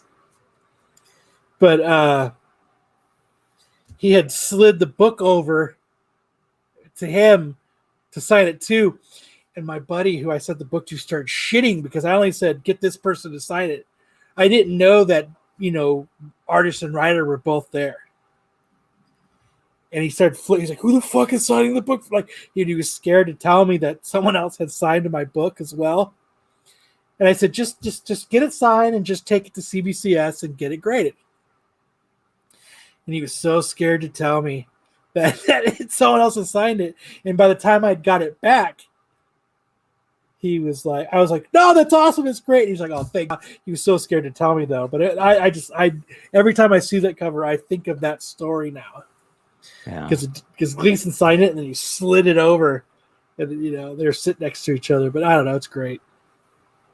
Well, it's definitely something that is being talked about in our industry more and more. And JJ Maxwell says the source for every article is Van Sciver. Not sure why anyone is listening. Well, people are listening because Ethan Van Sciver is a fucking working creator in comics. Whether you believe his political view or not, the guy is working in comics, and he has a lot of friends that work in comics. Mm-hmm. So, at some point, I mean, don't take everything he says, as truth and this and that. But, if a guy that's worked in the comic book industry for 30 years and is still working in the comic book industry, kind of got to take some of the stuff he says and be like, yeah. I'm sure he's not just being like throwing shit at a dartboard going, okay, that's what I'm going to put out. Like, there has to be something underlying that. Yeah, how about this? JJ says he also has been preaching the death of DC for 5 years. You know who else has? All of us. Yeah, there was talk that Marvel was going to buy DC or something like that, right? Yeah, I remember that. That was crazy. We'll see if that happens. Yeah. Oh, it's fucking funny. He'll now known as Dane Prince. Shout out to Eric Hurd, Rookie of the Year. It looks like Marco's in the chat. Oh boy, we hit the hot topic enough to get Marco's ears are fucking burning. Yeah. He's out there on the lake, man, throwing out. He's gigging fucking frogs, and they must be talking about me on MCM. Shout out to Marco, you guys, and JJ Maxwell, and Jedi Johnson, and Solo Wookie, and everybody that Peter Renna, everybody that works on the Star Wars show every Sunday night on Tales from the Flipside, Tales from the Dark Side. Pete and Marco, and it was Marco and JJ this week, but they have this great segment that they do where they take all they're A, B, C, D trash, and they did what if books. It's a tier list. Yeah, list. And it's so much fun. I so wish Marco would have made that up for MCM. Because it's a fun segment to do, and it's a great interaction. And if you guys go over to Renovision and check that out, they just did it the other day. It's great. Yeah, shout out. Make sure you guys sub to Renovision. Get them. Is he at 1,000 subs? Let me go check. He's so close. They're so close. There. Let's give him some love on Renovision. All right, you guys. The stuff they're doing on there's they're doing a lot of good stuff on there. 955 subscribers, guys. He's 45 subscribers away from 1,000. If any of the 84 live viewers right now, we have enough people in here right now to go. If you're not subscribed over there, go subscribe. We could get them hopefully to 1,000 tonight. 84 live viewers. If 45 of you aren't subscribed, just search Renovision. Actually, matter of fact, let me do this. I'll put it in the chat. Let's go. Looks like Marco says, I might have to turn the sound on. Nah, 8M, going to have another drink, be good. It All right. sounds like Marco's feeling pretty good. So everybody go. I put the link in the chat. If you're live watching right now, just click on it. Shout out to Sean. Thank you, brother. Yes. For those of you guys that aren't subbed, 45 subscribers. Let's get him over the. Thank you for Timothy for subbing over there. Yeah. Peter Renner, one of the nicest guys in comics. So definitely worth it. I subbed to him last Sunday, so I'm definitely one of those 955. That's what I'm talking about, people. Awesome. And I was on the Tales from the Dark Side show on Sunday, and they had the best character introductions or panelist introductions I've ever heard. JJ says, something about he did it all for the Wookiee. Come on, the Wookiee. Introducing solo Wookiee, and it was so good. It was so good. So yeah, definitely be catching that show too. Oh, yeah. 961 now. Awesome, you guys. Well, we're getting closer. Getting closer. Thank you, guys. Much love. This is the best part about. I'll be honest. We were talking the other day. We had like a channel meeting type thing we do once a week, and we were talking, and I said, the reason why I love this so much is one, I have fun doing it, and two, the community aspect. I know we talk about community a lot on this channel, but it is a big deal. The fact that a lot of people in this community are just good, respectable people is very important, and being able to help people when we can, whenever there's some type of issue, like the whole thing that went down with Corbin and his family, and we jumped on that and we're able to help them out, helping Renovision out get to 1,000 subs, just watching and commenting. It is really important to me, and it's probably the biggest reason that I work so hard on all these shows. So thank you for everybody doing that. That being said, for sure. 80 live, not only sub to Renovision, make sure you hit that thumbs up button. Let us know how we're doing. Looks like 44 thumbs up right now. Let's get that up a little bit higher. And if you guys have any segment ideas you'd like us to discuss, you can hit up Comic Book Jesus. You can hit up the Flipside channel Instagram. You can hit me up at Modern Comic Mayhem on Instagram. You can hit Sam up on Triple Dodgeball and let him know of any good segments you'd like us to do. What's going on with that, Sam? You guys got anything going on over there? At Triple D Dodgeball, we're gearing up for season 4 in September. So it's really hot during the summer months here in Arizona. We play outside. We are September 22nd. We are going live. We play live games. We broadcast them on Facebook, on Twitch, and YouTube. So if you like watching grown men throw volleyballs at each other in a very confined space, if you like nut shots, if you like compact action, I mean, that's what we do. We're locked in a racquetball court, usually the size of a dodgeball court. It's like a volleyball court. But we're in really tight, confined spaces. Is this it? Am I in the right place? And you can see that Productions. If you look at our banner there, you can even see Corbin Ford and Adonis Blake up there. Yeah. They were at our Founders Day celebration. We had some wings after the game, and we take all shapes and sizes. You can see thin guys, big guys, fast guys, slow guys. We're all there. Yeah, this is absolutely genius, and it needs more people. So this is great. You guys sub over there. This was one of our promos. Yeah, let me show you guys some love. Let's do this. Watch. Let me fix this. Let's stop sharing, and then let's share with some audio. Don't copyright strike us, Sam. Yeah, don't copyright strike us, bro. I'll make sure it does not happen. All right, here we go. Are you bored of playing with your friends one ball at work? How about being stuck at Can you guys hear home without any Yeah. balls Yeah. to play with? Or maybe you're just tired of spying on the American public and can use a good break. Well, buddy, I have good news for you. There's Triple D Dodgeball League to cure all your boredom. Learn valuable tactics such as running towards your friends and pummeling them with a ball. You can also learn to block a ball with your face. We value gender equality here at Triple D, and you may actually learn to dodge. Triple D, we teach great values such as teamwork. You would think these two gentlemen are brothers the way they work together. They actually are brothers. Then go ahead and hurl balls at people you just met. Here at Triple D, you can learn to make superhuman catches. Or if you want, learn cheap tactics in order to win. If you like, you can become a self-sacrificing teammate in order to help your ragtag team achieve some victory. Self-sacrificing victory ain't your cup of tea, you say? Then go ahead, run away like a true coward and try to survive. Trust me though, you won't. Injured, you say? Not to worry, Triple D has new mini games you can unlock, such as paper, rock, scissors. Pummel away, man. Tired of being hit? Unlock the jump maneuver after 3 to 4 weeks of practice. Or if you like, hit your friend as hard as you can and celebrate. Don't forget to run. That's important.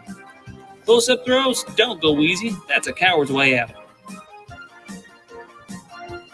So if you're tired of weak sports that require you to wear pads or follow concussion it's racquetball protocols, court. come on down to Triple D Handball and take court, a right? ball like a man. Yeah, it's a racquetball court. Okay. Triple D Dodgeball, Wednesdays at 8. We'll see you there. That's great, man. Yeah, we call Good it Triple stuff. D because we're too slow to use all 5 Ds. we don't dive or dip. We just do dodge, duck, and dodge. That's all we've got. It's fun watching it live. It really is. Yeah. Shout out to Sean McCurdy. He says Bronze Age Nerd. Give him a sub too. A lot of people already know about Bronze Age Nerd, but if you are just learning about him, make sure to go give him a sub. Sweet. All right. Have we heard anything from Kevin yet? He said give him a few minutes. He's finishing up something and he'll be on. You guys have any pickups? Do you have any pickups, Brian? No, but if you do, I'll let you take over. Let me do this. I'm gonna go take a quick medication break.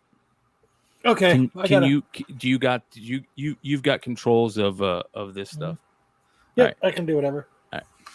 Okay, so I got a few pickups. I don't have too much for this week. Well, let's see it.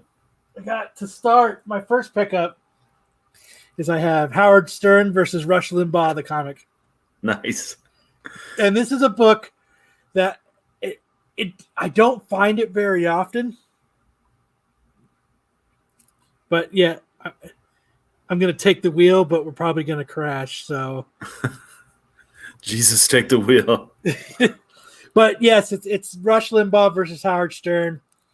I'm a huge Howard Stern fan. This is a book that I can't find very often. So when I do, I pick it up. But whenever Jesse opens up his show, he goes, "Hey, this is Comic Book Shopping Network. This is show blah, blah, blah." And the first thing I typed was like, I saw it up in the corner and I was like, how much is that? I want it now. But it's so cool. It's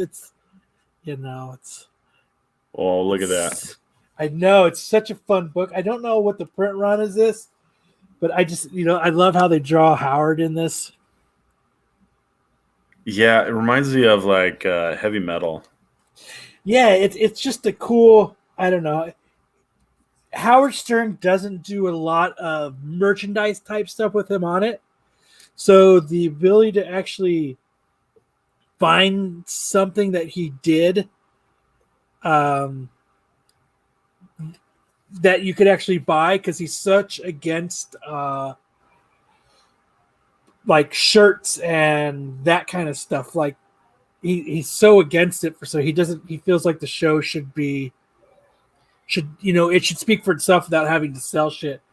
It does not have the first appearance of Fartman. I wish they came out with Fartman something, but this was who is so it's like Howard Stern versus Rush Limbaugh. The stats: weight 190, height 6'5", penis hung like a pimple.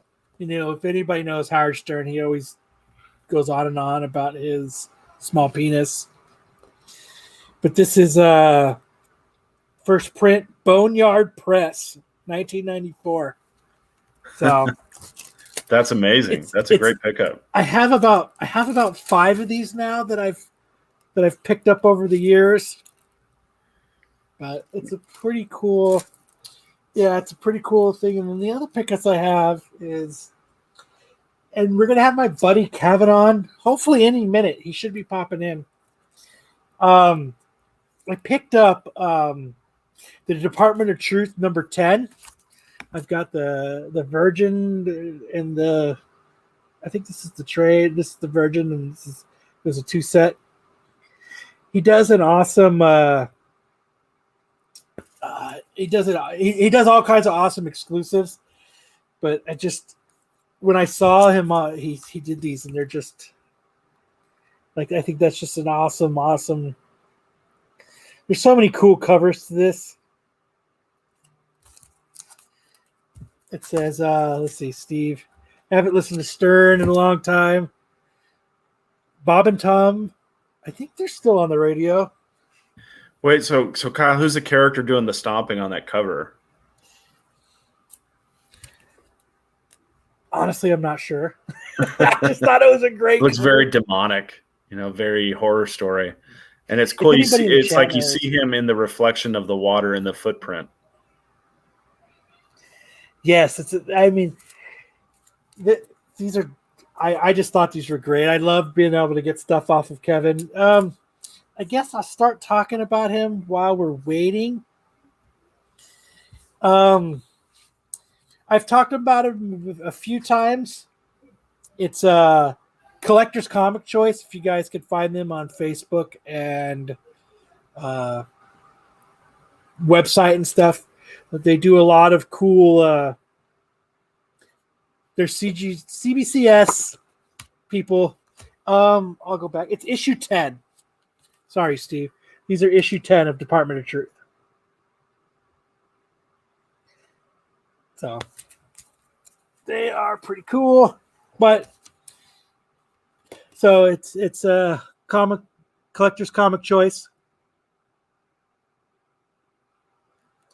I hope I'm still not. Am I still like Collector's Choice Comics? God damn it! Yes, Collector's Choice Comics In Tempe. So they're moving to a new store. That's probably the reason I was having Kevin come on. They were, if you're here in the Valley, they were with Monster Comics, and he's getting his own location right now. Mm. And they're opening up in a couple weeks. So he's supposed to come on. I was going to have him talk all about it because he's got, I think, one of the coolest pull box deals out there for comics. And I've been like, the comic book store is great, but what I'm running into is when I want certain issues, certain artists, certain things, what's happening is from my local comic store, I'm not able to get those. And so I'm trying to figure out other ways to get my comics. So Kevin at CCC is, I wish you would this is like the greatest time for me to pop in right now. I'm kind of procrastinating, but like I said, I'm trying to figure out a way, what is the best way to get new comics? So I've gone to my local comic book store and I've said, I want, and I'm sure a lot of you guys out there have done the same thing, but I've been these are my polls, I've got my normal Spider-Man, Batman, you know what I mean? But I want certain artists. certain covers. I want certain retail. I want certain 1 in 25. So but I'm busy like everybody else. How do I go about getting these in my busy schedule, but still doing it so that I can? Are you going to hire a personal shopper to go? Well, what I know, it's work on my part. But so what I tried with my local comic stores, I want like if it's a Raphael Albuquerque, I want it. If it's what I mean, like if it's a Milton, I want it. If it's but I don't end up getting a lot of them, or I don't end up getting that hot cover that everybody wants, and I don't get it because it's hot. So I'm trying to figure out what is the best way to go about this. And it looks like the best way is I'm just going to have to start ordering my own books. From who, though? Well, that's the problem. Like, do you decide to order from one person? Do you order from just a couple? Or do you just go on eBay and buy stuff? Yeah, because you're not getting them straight from the publisher, right? No, like I'm going to my comic book store and I have a pull list. And I think that, but what's happening is like a couple weeks ago we talked about it. I wanted the 1 in 25. I wanted this book, which I ended up getting. Ish hooked me up. I had to buy 10 copies, which was fine. Actually, I ended up buying 8, but I really wanted this one. And by the way, I ordered. You remember when we were first talking about it? And I said that if any of you guys don't remember, this is to add on to Kyle's if you don't remember. Kyle originally wanted that book at his normal shop that he goes to. They couldn't get it to him. So I told him, dude, you can get it right now online. You can go to this link. You can get each one of the different prints, 5 of the regular copies and 2 of the variants for like $45. I ordered that. Remember, Kyle? Mm-hmm. Still haven't got it. Really? Mm-hmm. So I would love to know if anybody else got their packages from that type of stuff. You know what I mean? So, and just in time, we got Kevin. Hey guys, there he is. How's it going? Now, Kevin is the first person I've ever given a book to get graded. Awesome. He was the very first person. So I was just talking about it. So I'll premise the story. If you didn't get to hear, I'll premise the story of what's going on. And I think this is where you come. I think this is where your shop will come into play, and the way you do things will help me as a collector. Is what happens is I have a shop. I have a pull list. I don't FOC. I just say I want. Sometimes I want certain artists. I want certain covers. When this, like when Raphael Albuquerque does a cover, I want it, no matter what it is. However, I have to get it, and I don't get them. Good choice of an artist, by the way. I love yes.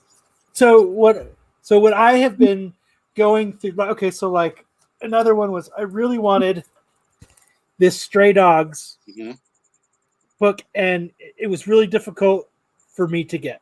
Right, because the 1 in 10 of number 5, and yeah. So and I end up having to order 10 copies of a book to get it, which is fine. I didn't care about that, but when I went to my local comic store, it was kind of an issue. So now what I've been doing is I've been shopping around. So I buy books from you. I just got done showing off. These. Oh, nice. That I just got from you, Farmer Truth 10s, and I show off every time I get a thing, I show it off. So what you do is you have your own little thing. You do a pull box and a pull box plus. Right. Yeah. So I can walk you guys through it. Perfect. Yeah. So this is something that we obviously, when you have a shop, and so we started doing new books in partnership with Monster Comics here in the Valley in Tempe, almost going on 3 years now. And It was a nice blend because where Todd at Monster does older books, Bronze Age, Silver Age, wanted to offer new books but didn't want to touch new books at all and just needed something to hand off the entire process to. So that opened the door for us, obviously, to get our Diamond account and get rolling, which then opens the door for CCC to do store variants. And so that was something that we wanted to sort of quickly dive into. But obviously, when you carry new books, the one thing you really want to kind of tie into is to take care of your local community and offer that pull box. And like you said, and a lot of people already know here, what a pull box is. And basically, you're subscribing to certain titles every month, but you're also doing one-off covers. And different stores offer different options and things like that.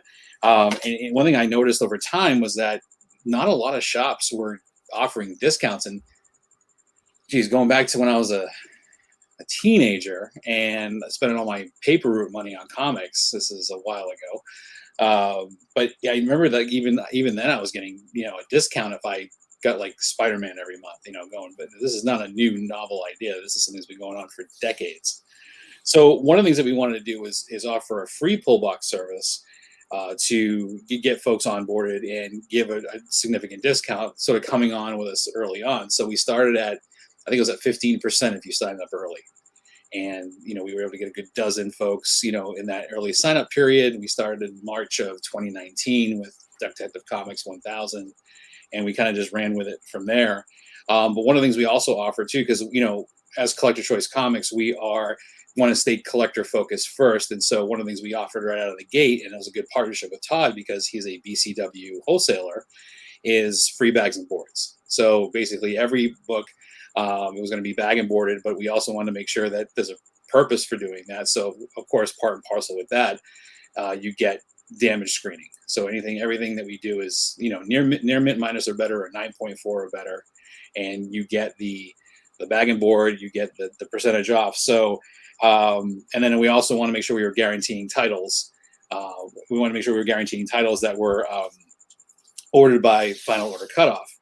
So that way everybody makes sure they got theirs, and then we offered local pickup, and then we started branching out to even doing, weekly deliveries.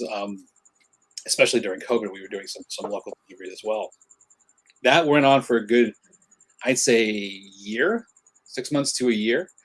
And we saw the advantage of, because we're CBCS facilitators and able to do the grading, we wanted to offer sort of that next tier up in the service. And so that's where our Pullbox Plus, so our free program is Pullbox Lite.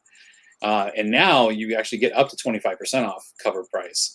The free bags and boards, the screening and all that. And then now we offer Pullbox Plus, which we've been doing for a good over a year now. And it's been kind of a big hit where it's for that collector who's looking to get those books graded. So it could even be a book that you picked up that week that could be a hot book even before it hit the shelves.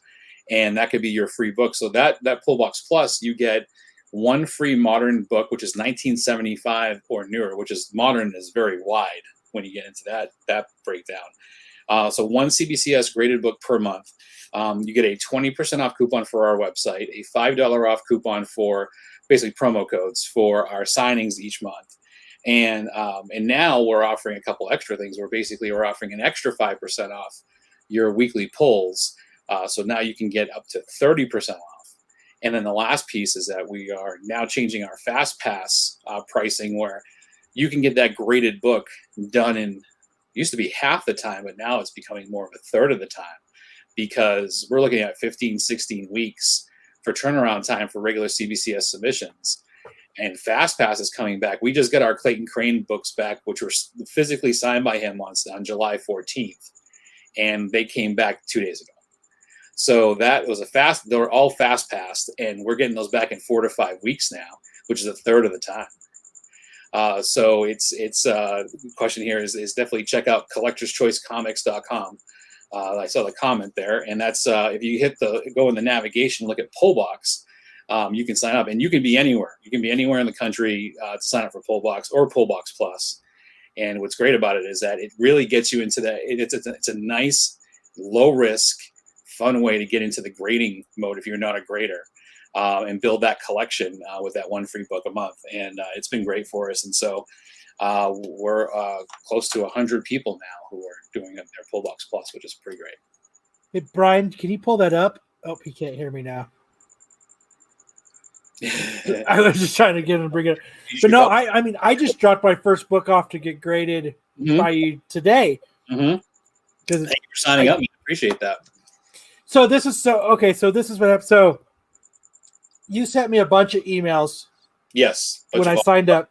Right. So now I'm ordering my books in advance. So this is how I'm actually going to be able to get these covers that I want that I can't normally get from my comic book store, because now I'm able to go in advance. Can you pull up the website, Brian?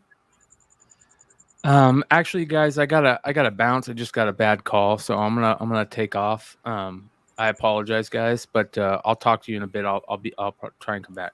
Okay, later. All right. So, damn it. Now I'm in control of the show. Now we're screwed. No. Wait, so I can share my Kyle. Yeah, share it, and I'll bring it up. Kyle was talking about the problem that he's having was that he doesn't get the chance to go and rifle through all the boxes, the long boxes, and find the thing. So it sounds, and the suggestion I was making kind of as a joke, but also half serious, was so you hire a personal shopper to go out and pick everything out. It sounds like that's what you're doing, right? No, the problem I'm running into is, and I think someone else brought it up before, was maybe I am asking too much of my store, because I ask for a lot. I want certain artists. I want certain, like if it's a certain artist and they do a cover, like J. Scott Campbell, Middleton, I want Raphael Albuquerque. No matter what cover they do, I want it. Yep. Because I love their art. And now that I can, so now what I do with your services, I could go on and I could pick everything out and order it, and it comes to the shop. Is that what happens now? Right. Yeah, I'm not relying on somebody else. Yeah, it is centralized. So and this is the interesting thing too. So just in the time that we've signed up with Diamond, which was a one-stop shopping for, again, decades, there are now 3 distributors. I'm sure you guys have covered in your show.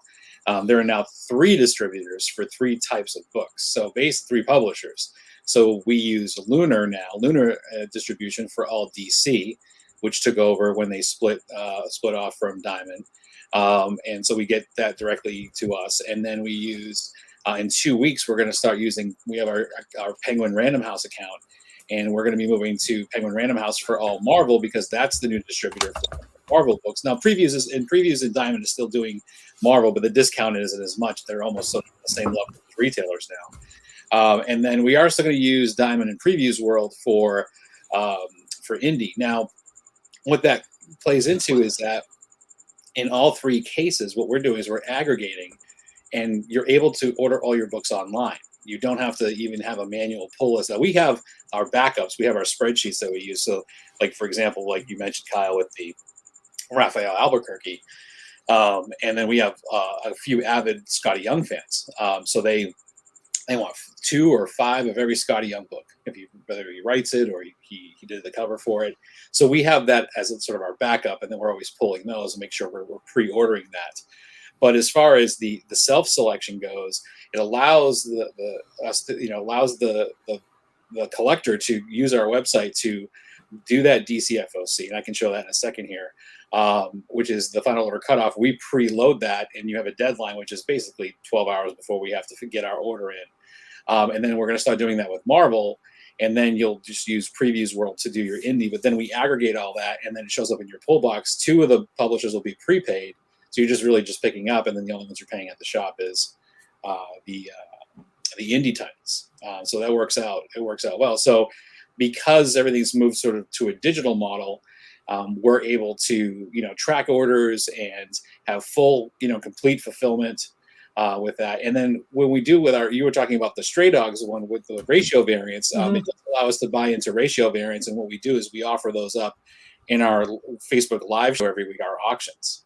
That way, everybody has a fair shot to grab. If we have multiples, then we reach out to the fans and we say, okay, we know you collect. Here's a couple of Scotty Youngs. and it's I think the prosecutor is bringing it up there, crossing his fingers for Penguin to do better than Diamond. I think we are too. I mean, the upside is free shipping, but what does that mean? Is it free shipping and they're bouncing around inside, or is it free shipping and clean? I gotta say, Lunar has been the best, where I'm getting maybe only single covers. We're talking like 1% damages on a weekly basis, and I've been really, really happy with that. Kyle, do you want me to share the site, or? Yeah, go ahead and share the site. I was just switching computers Mm-hmm. to do that right now, so go ahead. So what I'll do is I'll just share the screen here. First time I'm doing this here, so we'll do that, and then all right. So let's see. Does it need to? It's asking me to record. It doesn't need to do that, right? It's asking what? It's asking me if Google Chrome can record. Does it record when it does that? I don't think so. All right, we'll just let it go. All right, cool. So we'll do Chrome tab, and then we'll do this one. There you go. Can you see it? Yep, I'll bring it up right now. All right, cool. There you go. All right. So I can just drive? Yep. Yes. Yes, sorry. You can see it? Okay. So, yeah, this is our homepage. And so we have our upcoming releases. These are mostly our variant covers. Sometimes it's our exclusives as well. But the couple areas that we're just talking about here is under this week's FOC. Now, this will expand to Marvel in 2 weeks. And every week we'll have, DC and Marvel loaded up in this area. So here's a good example, because this week's DC FOC is due by 3 p.m. tomorrow. And so we load that up, and basically we have everything in alphabetical order. Now you'll notice the discount price is already loaded here. So this is a 25% off discount right now. If you're a Pullbox Plus, so Kyle, be sure to use your extra 5% promo code if you get any DC books this week, and you'll get 30% off at checkout on these. I think that's that's freaking awesome. It's pretty huge, yeah. We are being open, but at the same time, a bit competitive. But the reason why is because there's so many. I mean, especially this week, there's so many cool covers out here with Deathstroke. The Deathstroke covers are really hot this week. I like those; are my two favorite. And we just want to get books in the hands of the collectors, and knowing that they may want to look into grading and things like that. So we have such a wide variety of options with the new books and limited variant covers through our partners, and then our own exclusives, and then the grading. That it's a very minimal cost of entry to just start kind of playing around and shopping and browsing, just like you do on Previews World now, for the other titles. And then it's nice to build that within the shop community, but also we've got a good 10-20% folks of online who can get their books every week, and I think everybody's looking to save money where they can, and so there's no reason for us to hog all the the margin on this. It's kind of breaking even after all the costs and everything, but that's okay, because again, this is not the sole reason why we're in business. This is we're all collectors of the art and the stories, and so we just want to get the books in the folks' hands, and then if they want to take it a step further into the grading, we're here for them, and it begins the dialogue. So. And I think DC's doing an amazing job right now with some of their artists. I mean, they're just bringing on some really good talent, and especially like even the Ben Oliver one here. Like I'm a huge Ben Oliver fan, and to see him start doing more DC covers is pretty awesome. So inside your site, I can go on and pick my books then. Yep, you can do your shopping here, so you can just say I can go here, I can add add to the cart, and then you can even go back in and go back, and then go back a couple steps, and then you can add this Joker here.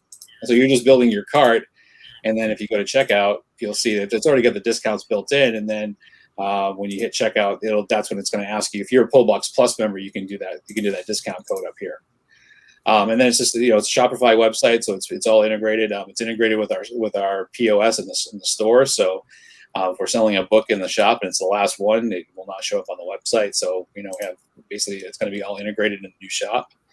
And then a few other areas, we have our limited variant covers. These are through our partners and through our own stores as well. And these are all the ones we have in hand right now, and we also have some pre-order ones that are coming. So these are all going to be coming soon. And then I love our CCC. These are our covers. These are all CCC exclusives. For those who are big collectors out there, we were the publishers around the shop behind the Banksy cover for Department of Truth. by Chin Potter, and honestly, it's led to a lot of the success we've had in the past year. So if you bought one of these from us, you were the lucky one to get one. Thank you. We appreciate That's that. A great cover. Yeah, This is awesome. I could not believe. I mean, it was a killer cover. I mean, the story on this one was, Chin, who's actually works at the shop with us, who's also an emerging artist, and he's kind of blown up after this. I think he's got now 12 covers under his belt since this went live, and so he's really growing his portfolio and growing his popularity. And this came to him in a dream, and he basically crafted it in a few days, and it showed up, and we turned it into image, and it got approved in less than 2 hours with no changes whatsoever. It was black. Wow. So we were blown away, and we actually launched this after one of our live shows, thinking that we would do like a little pre-order and then do a larger blast the next day, and it sold out in 2 hours, and we were just blown away, like completely sold out. And so that was in the same night we did launch his Ice Cream Man as well, also playing off the street art with the Shepherd Fairy Obey kind of homage, and this one sold in 2 days, and so it really was a huge windfall for us, and allowed us to do so much more. So we actually have Victor's coming out this week. This is Victor Irizarry. He's also a collector's choice pull box customer. He's also an artist. He has a day job, but he's also an artist. And we got him published as well with Ice Cream Man. So this is his first real book, through a major publisher. I mean, that's a cool looking cover too. Yeah, it's great. It's got all kinds of little Pied Piper kind of things, and it's like I love that here. And you look at it's all like the children's shoes. It's like, okay, what's going on here? Just real subtle. We kind of went back and forth on this one a little bit. We thought it was pretty wild. So, but yeah, we're pretty happy about that, and a few others that are coming out. We got some, and we're doing more with Chin before now in the end of the year too. So, and then one thing I like to talking about artists real quick is our artist collections. This is something that we've built out on the site. We're going to be doing this a lot more, and this will actually translate into the physical store, where we're going to have basically a featured artist of the month. And we have a gallery section in the store, and we're going to feature original art by a different artist every single month in the shop. And so, for Chin, for example, here's a lot of original art that we have by him. It's a Spider-Man piece that's just amazing. It's an 11 by 17 piece. So it's giving us an opportunity to also, bring some of the original art to the masses, and sort of be that sort of like an art broker, I guess you could say.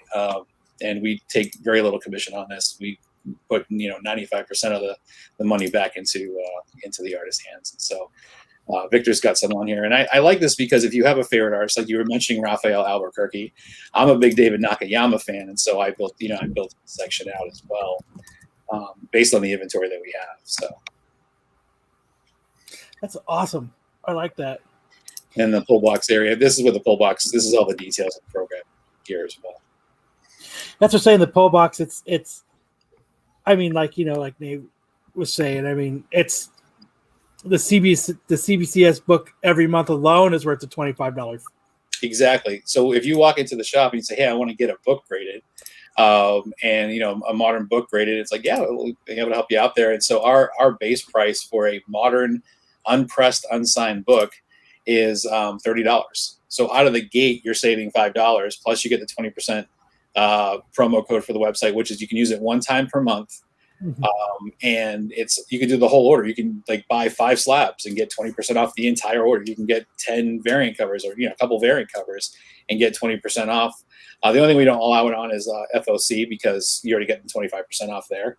But yeah, that I failed to mention before, but that it's the free graded book, the up to 30% off your FOC, discounted fast pass, and as well as the $5 off signature fee, and also 20% off. All that for $25, plus everything you get in the regular free pull box program. So it's we do $25 a month. We don't even we don't store any credit cards. We just do it through PayPal recurring billing. You just buy the first one on the website. So Kyle, like we mentioned, you'll just see that come in on PayPal, and people have turned it off for a month or 2 months and come back, So we do very a la carte. It's not like required or anything like that. Oh, that's nice. That's nice. So when it gets a little tight, you can be like, all right, not this month, but I can bring it back. Yeah, exactly. especially with COVID and other unexpected things happen, and it's like I don't even have a book this month. We're like, no problem, still get your weekly books, and we're here for you. And I mean, and you do your pull list, so you don't even have to be in Arizona to do it. That's correct. Yeah. So that's, we're kind of limiting it to the US right now, just for shipping costs to kind of be maintained. Cause we don't want to have to charge, we don't want to charge, $20 for a $3 book, to go to Canada or something like that, just cause of, shipping fees. But yeah, more and more. And we've had actually folks who like a few military folks actually been stationed here out at Luke Air Force. And they now, basically migrated out to other parts of the country to finish off their military career, and they've stuck with us. They found us here in the physical store, and now they've moved away, but they've stuck with us. And so we got a solid dozen, almost 15 folks now who are kind of spread out across the United States, getting their books every week. And so we turn those around pretty quick. They usually get mailed out by Friday or Saturday, and sometimes if they only have 1 or 2 books, we'll bundle. We'll hold it for an extra week, and we'll bundle it. So I mean, like Trace asked, he's like, so he can use his CBCS book on his sub on this book. Mm-hmm. So he could say, so he can message you and say, I want. Yeah, you could just message us right here in the chat, and you can just go, it's like, hey, here's my order number. You can just message us right here. Say, here's my order number. I want to take, like say you picked up the Sweet Paprika 1 in 75 right here. It's like, hey, I just picked a copy of that up. I'd like to make that my pull box plus for the month. And we're like, no problem. I take care of that. I do all the grading submissions personally. So, and we just, I'm doing basically orders every Sunday. They go out. And so then we basically just say, if you want to do Fast Pass, it's only $10. It's normally 15 for Fast Pass. It's just $10 if you want, like you did today. Yeah. So you get a discount on Fast Pass on top of it. Mm-hmm. Mm-hmm. No, it was great. Like I walked into the shop today, and I caught you just as you were walking out. All I had to do is just hand you my book.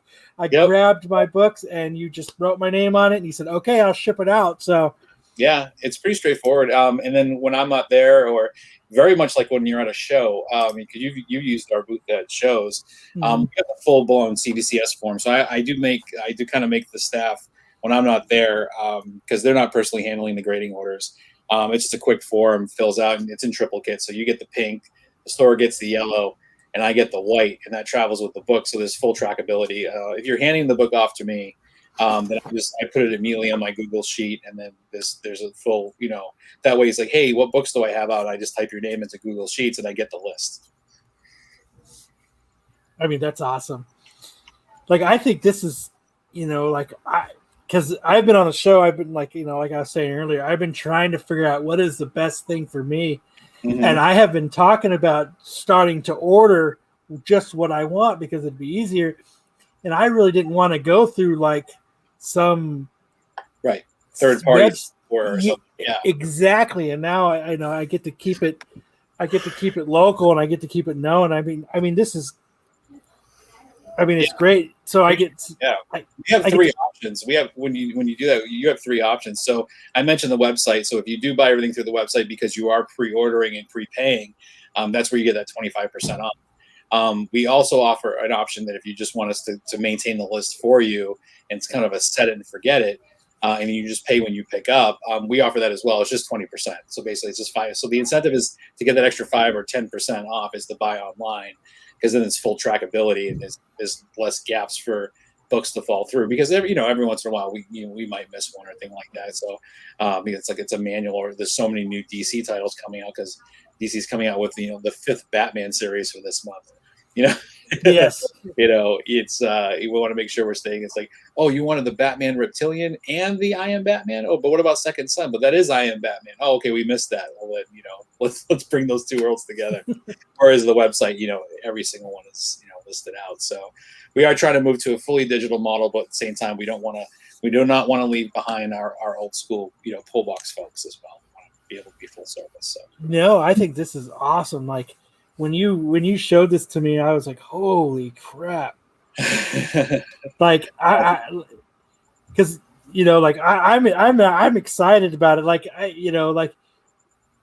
think someone up here said it, and I guess it is a lot for a comic store. Like, I want to be this demanding customer. But I mean, like this, No, I hear you. It's we do cater for sure, especially with our folks that came on board right at the beginning, like I was mentioning at the beginning of our story. I would say, from a retention standpoint, I'd say 80% of those folks are still with us, and they started with that manual list, and then we still add and subtract from that list. All we ask is for a simple email to be, give us a heads up this title, because they'll find out about the title before we will. I guarantee you that. Through the DC Connect magazine and Marvel previews and stuff, people are way ahead of the game, especially the fans, for specific characters. And so I'll sometimes discover a title coming upon receiving their email. And I'm like, oh, this is that's how I found out the Me You Love in the Dark, because we have a couple, really passionate Scotty Young fans, to say the least. And hey, this title comes out. Oh, Sweet Paprika, another good example. Which actually led to one of our own. You probably see in the shuffle here, which led to our own exclusive with Mike DeBalfo and Juan Fernandez. We had so many fans who collect Mirka and Delfo's work that they said, you got to let us know when the book comes out. And then even further with well, what if we, maybe we should consider doing our own.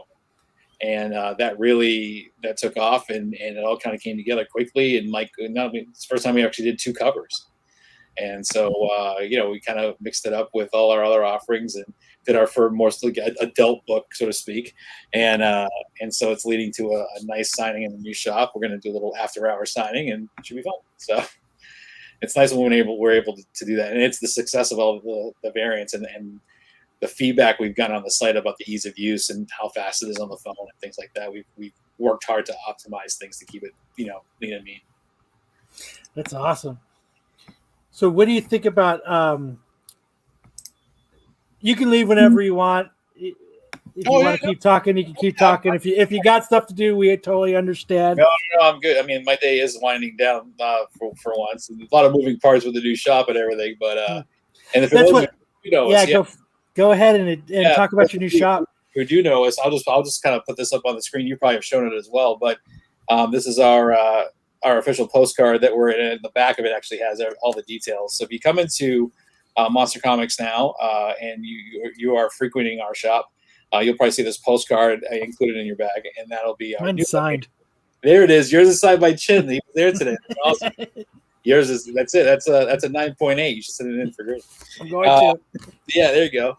And so we're just moving about less than 6 miles up the street on McClintock. If you're familiar with, I don't know how much of your viewers are local there, Kyle. But if you're local to the area, we're moving just less than 6 miles up the street. Kind of a dedicated space. We've been sharing space for a while, and we have so many variants now, as you can see on the website, that we really need our own wall just for that. And our slab inventory is growing every day, so we want to be able to kind of spread out a little bit more and offer a dedicated area for grading. So in the new shop, it's going to be very much a kind of a personal experience where you're coming in, and we'll have a desk or a counter to sit and have a dedicated computer, and you submit all your books online for grading. And we do free appraisals. We do free appraisals all the time on condition and quality of books and if it's worth grading or not. And so we're going to have a dedicated area of the shop just for that, almost kind of like coming into the bank or something like that to get to set up your business account or get a loan or something like that. It's going to just be that, off the sales floor, and just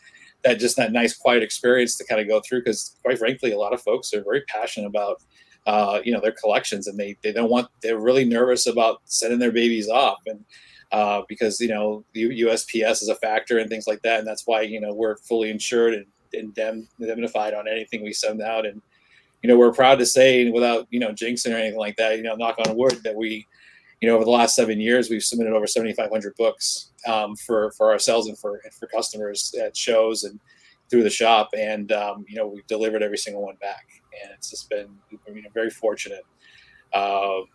Thanks, man. Thanks, Billy. Appreciate you. Yeah, shout out to Economics and Comics. I think they did a really cool thing on you guys, didn't they, a little while back? He did a nice site review for us, and we did a little giveaway and everything like that. So that was nice to do a little shout out. So we appreciate Billy a ton, and he's going great. I even helped him with his Shopify site a little bit, just kind of leveraging some of the things I learned, and now he's killing it, and good for him, because I admire, folks, your guys here and Billy folks have been doing the streaming for a while and you're building that content, and you're having those rich discussions that help keep the hobby growing. And then at the same time, you're building that base, and then you build that trust. And then now Billy's doing new books, and of course they're going to trust him to get their books. And I think that's a really smart way to go. And I give him all the credit in the world, because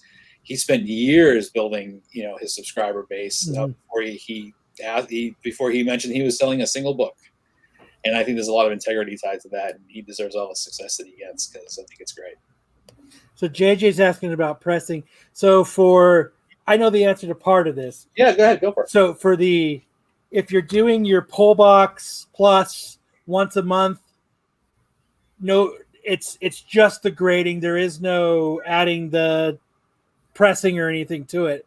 Just on the free one, correct? Just on the free one. Yes. Yeah. So just to keep it sort of lean and mean, because we kind of do things in groups of 30 when we send out our bulk. We send out things in packs of 30 with our orders to keep things streamlined. Yeah, that free one is so no signatures, no pressing on it. So it just travels with all the others, and they all come back in a similar fashion. But we do, through multiple channels, we have a few pressing options, and then we have actually 3 pressing options. And then if there's cleaning and things like that. So that would just be a paid service for that one. But you can send them off. You can turn those both in at the same time if you wanted to. There's pressing through Monster Comics. Yeah, it's crazy. Yeah, there's a lot of shops coming up in Tempe for sure. We're looking more in I think we're South Tempe now. We're right on the Chandler line where we're going to be. It's actually an area we wanted to be in for a really long time. We've been looking at that area because personally, when I moved here 16 years ago and started collecting again, Atomic Comics was a go-to for me because I lived in Chandler, and it was semi-close to where I was. And I just felt that since they moved on, there was a huge void in sort of the area that we're going to be in, and, just geographically. And, we wanted to be definitely East Valley as well, because that's where I've kind of lived since I've been here. And a lot of collectors, and there was other shops there for a while. There was True Believers out in Gilbert, and Santan Comics out in Gilbert as well, kind of Higley area, and they kind of went by the wayside too. So again, we wanted to be able to, help those folks out in the middle to East Valley to, build their collections. But yeah, the going back to the pressing, the 3 options with pressing is definitely what's great about it is, our hometown shop here, Monster Comics, that we're in right now. Todd does pressing through that for books that are within a certain value range, because he doesn't want to get too much into the high end books. But then that next tier is we have a great guy back east. In addition to Todd here, we have Josh Avery back in Massachusetts, who's actually he's CBCS certified. So he's pressed a bunch of my books. Oh, there you go. Yeah, I mean, he's got a great reputation. I mean, I've known Josh for years, and I was born and raised in Boston, so when I was going back east a ton, I was able to get to know him really well, and he's done a ton of books for us. Yeah, I know. Rest in peace, Atomic. There was a Atomic Comics here on the west side. Yeah, because I grew up here on the west side of Arizona, and it was over by the Metro Center Mall. There was an Atomic Comics. Yeah, it was right next. Yeah, it was right next to a movie theater. Yep. And I remember I was probably like, God, I must have been a freshman in high school. Mm-hmm. And I remember I went into Atomic Comics, and I was really big into Faust. Oh yeah. And Faust was a very mature comic book. Mm-hmm. Because there's a lot of gore in it. It's black and white. There's a lot of nudity in it. And so I went up and I had, and like, I think, then Faust was probably 4th or 5th print. Right. At least. So it wasn't like, I remember I went up to the counter and they're like, kid, you can't get these books. Oh, really? I was like, oh shit. So I went outside and I was standing outside of Atomic Comics, and I was like, and my buddy, a guy I went to school with, and his dad just left the movie theater, and I was like, hey, will you have your dad buy me some comics? And they looked at me real funny. Like getting beer at the liquor store. Like, why does my dad need to buy you comics? And I was like, don't worry about it. Just go in there. And so he went in there and he bought the comics, and he brought them out and he handed them to me. And the dude said, "You're 86 from Atomic Comics." Oh, no. Oh, I was like, oh crap, what am I gonna do now? Because man. that was walking distance from my house was Atomic Comics. I couldn't, Oh, jeez. but I got 86 from Atomic Comics. You broke the law and the law won, huh? yes. And Well, I don't know. Kyle's still kicking. Atomic Comics is gone. That good point. You tell me who I won. outlasted them. That's what they get for throwing me out. There you go. Yeah. Oh, I get it too. They were trying to be, upright citizens, as they say, right? So, yeah, they did. But I still got my Faust comics. there you go. And I think my mom actually took them away because Oh, because of the exact reason why they wouldn't sell them to me. oh man. Yep. Well, I don't think we'd be comic collectors if we weren't a little bit rebellious, right? Yeah, right. Yeah. But yeah, the real quick is the pressing and CBCS offers, just to round out the pressing thing, CBCS offers pressing as well. Their turnaround time is pretty drastic, but it's because they're popular. But I got to say, it is worth the wait because I've seen some really amazing books come back when they do their pressing. So it's nice to have options for sure, especially when if they're signed books, because Josh is certified CBCS, the yellow label, the continuity stays there through the grade. That means he can crack them, press them, and then send them back. That's correct. Or he actually sends them directly to CBCS for us. Yes. Yeah. That's what I meant. Yeah. But yeah, that works out great. So they travel a little bit, but in the end, it's worth it. And pressing is a big deal. I mean, that's one of the things I've probably seen grow the most around, besides grading, I would say, because now there's two companies and things like that. But pressing is a very big deal because I think people are looking to maximize, whether it's that keepsake book that they've had in their collection and they want to just, freeze it in time, or, they're doing a few books and they're going to keep a few and they're going to maybe resell a few to pay for the overall grading process. You see that happen a lot too. That's a smart way to do it. That's how I started, before I started becoming a facilitator was, I would do 3 or 4 books. Maybe sometimes I do some duplicates and to get that good grade, and then maybe sell the extra one. And if that paid for my grading, then it's a break even. And I think a lot of folks do that, and it's just almost every collector is a seller in a certain degree because they're just looking to economize and build that fund money budget, right? I know these new CBCS cases are really nice. They're amazing. They really did a nice job when they changed the plastics last year. Mm-hmm. I don't know if they leveraged some knowledge from Beckett with the cards and they just expanded on that, but that crystal clear, like that's the reason why we put all our books for our local customers now in Mylar graded bags, because we do not want the poly bag to dull the crispiness of that super clear case. So I think it's great and it's very durable. I mean, Unfortunately, I've had to crack a couple to recently to add signatures to, and it's not easy. And then I watched. I kind of had to jump back in and watch a couple of videos, and I realized there was a couple of notches on the bottom with the flathead screwdriver, and they just pop. And I'm like, well, that figures, because getting into them any other way, forget it. It's Fort Knox, which actually does a lot to, how they're protected, how they're sealed. A lot of people don't know this, but the way a graded book is an internal, what they call it, an internal well that it's heat sealed into. It's vacuum air sucked out and heat sealed before that inner plastic is then encapsulated in the outer plastic. So it's actually double protected, which is kind of great.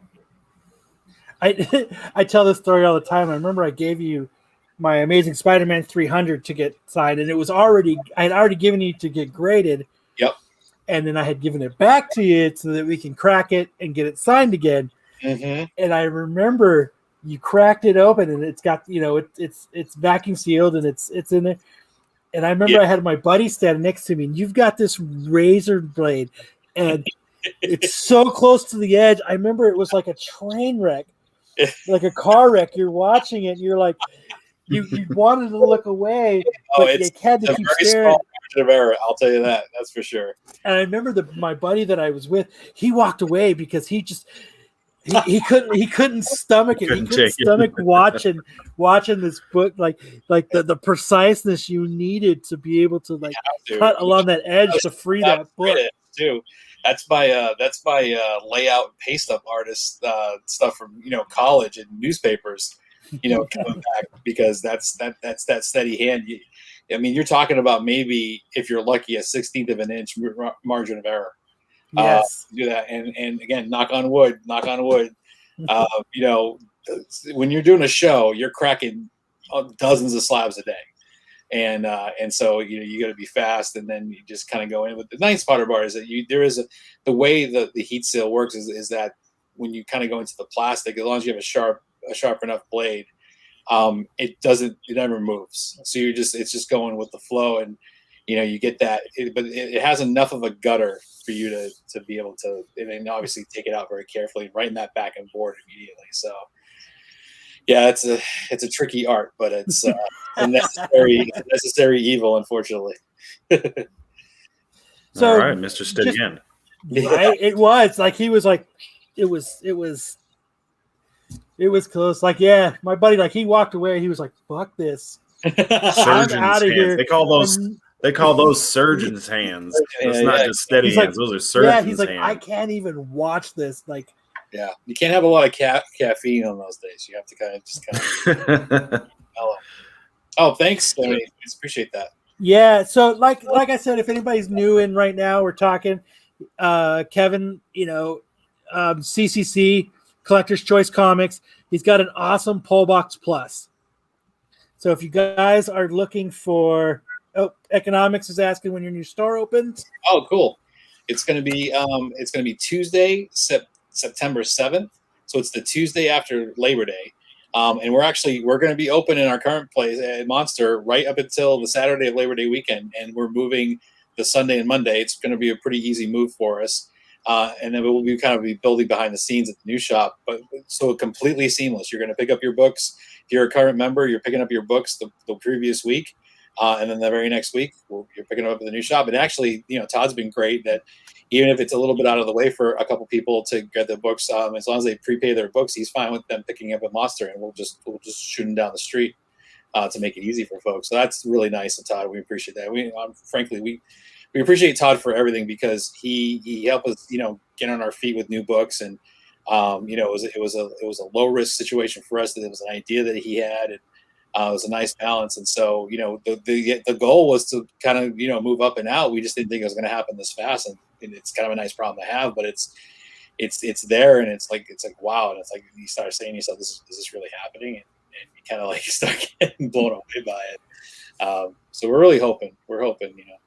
Oh, thank you very much. Appreciate that. I mean, like I said, we think it's a good model, because it gets, if you've never done any grading before, I think it's a good low risk step, because you can even pick really any modern book, right? So if it's something, that it could be only a $10 book or maybe a $20 book, but you love the cover on it, because it just came out recently, and give us a try. And then you see it encapsulated in that nice clear case. And, if you do the fast pass, it comes back in 5 weeks. And, with wait times right now just being, unheard of, because the market is so popular, and the grading market has become saturated, with submissions. I mean, look at sports cards, look at Pokemon cards. I mean, there's companies who are stopping the grading process because they can't take anymore. They're on pause. And so Trace, good question. The pressing service. So I think pretty much across the board, whether it's through Todd, whether it's through Josh in Boston, or it's CBCS, if it's a modern book, we only charge $20. It's $20 for the pressing. It goes a little higher on the value, based on value. So, like, if I were to bring, what is the dollar amount that Todd stops at? Usually $100. Oh, yeah, usually $100. He might. I mean, I've seen him definitely. If he feels comfortable with it, but anything more, I would say it's fair to say he probably wouldn't go over 150, because he would. I think he's such a hardcore collector, and he's such a great guy that I think he would never forgive himself if something ever happened to him. Because he wants, he would replace it, of course. But I mean, not in Todd's situation, but we've seen a couple other instances where with other pressers and even CBCS where a book did get damaged, and I got to tell you, in CBCS's case, they made it right, in a lot of ways. And it was one of our books. It was one of our personal collection books, and it was like a 1 in 10. It was a Zenoscope book, and there was something they didn't realize the way it was printed that it just made it tough. Can or will them press magazines? So that's a good question. I don't know, because unfortunately CBCS cannot grade magazine-sized books. That includes Ninja Turtles. We've been waiting for going on 6 years now. That we Breaking my heart. They can. Yeah. Can they grade The Last Ronin? No, unfortunately. It's just a little bit too big, huh? It's a little tall size, yeah. And it's tough because we've been waiting year after year for 6 years. I think, one of the larger plastics coming out, and we've heard different things of like, if the market's not there, like I'm like, we will create the market if it's there. Like well, yeah, if the option is there, the market will get created.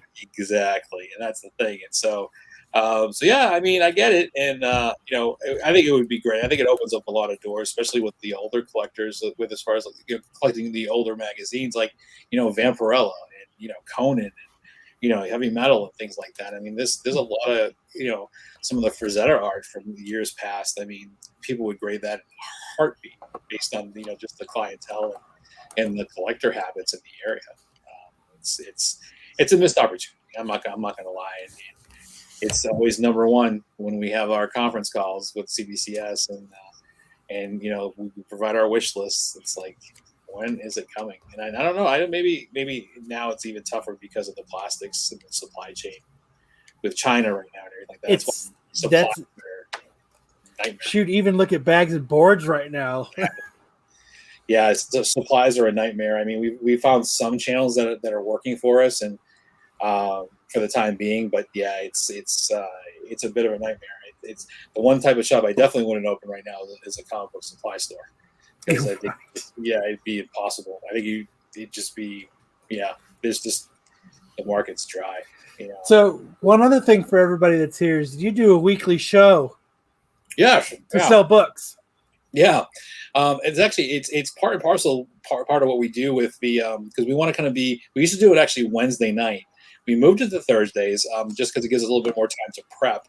And quite frankly, lately, I would say 25% of the time, maybe 30% of the time, the UPS delivery has been a day late on new books. And that's not just us, that's been the whole area. And I'm sure if you're collecting in the area, you've probably experienced that a little bit. And I don't know, man. I don't know if it's tied to Marvel leaving Diamond, and UPS is sort of caught in the middle, but it's all this like cyclical, like Marvel, Diamond, UPS cluster, and sometimes I think the retailers suffer a little bit. But that aside, it allows us a little bit of a buffer to do that. But what we do is we kind of bring in, we'll grab multiple copies of the books that we like that week, sort of our picks, and we offer them for cover price.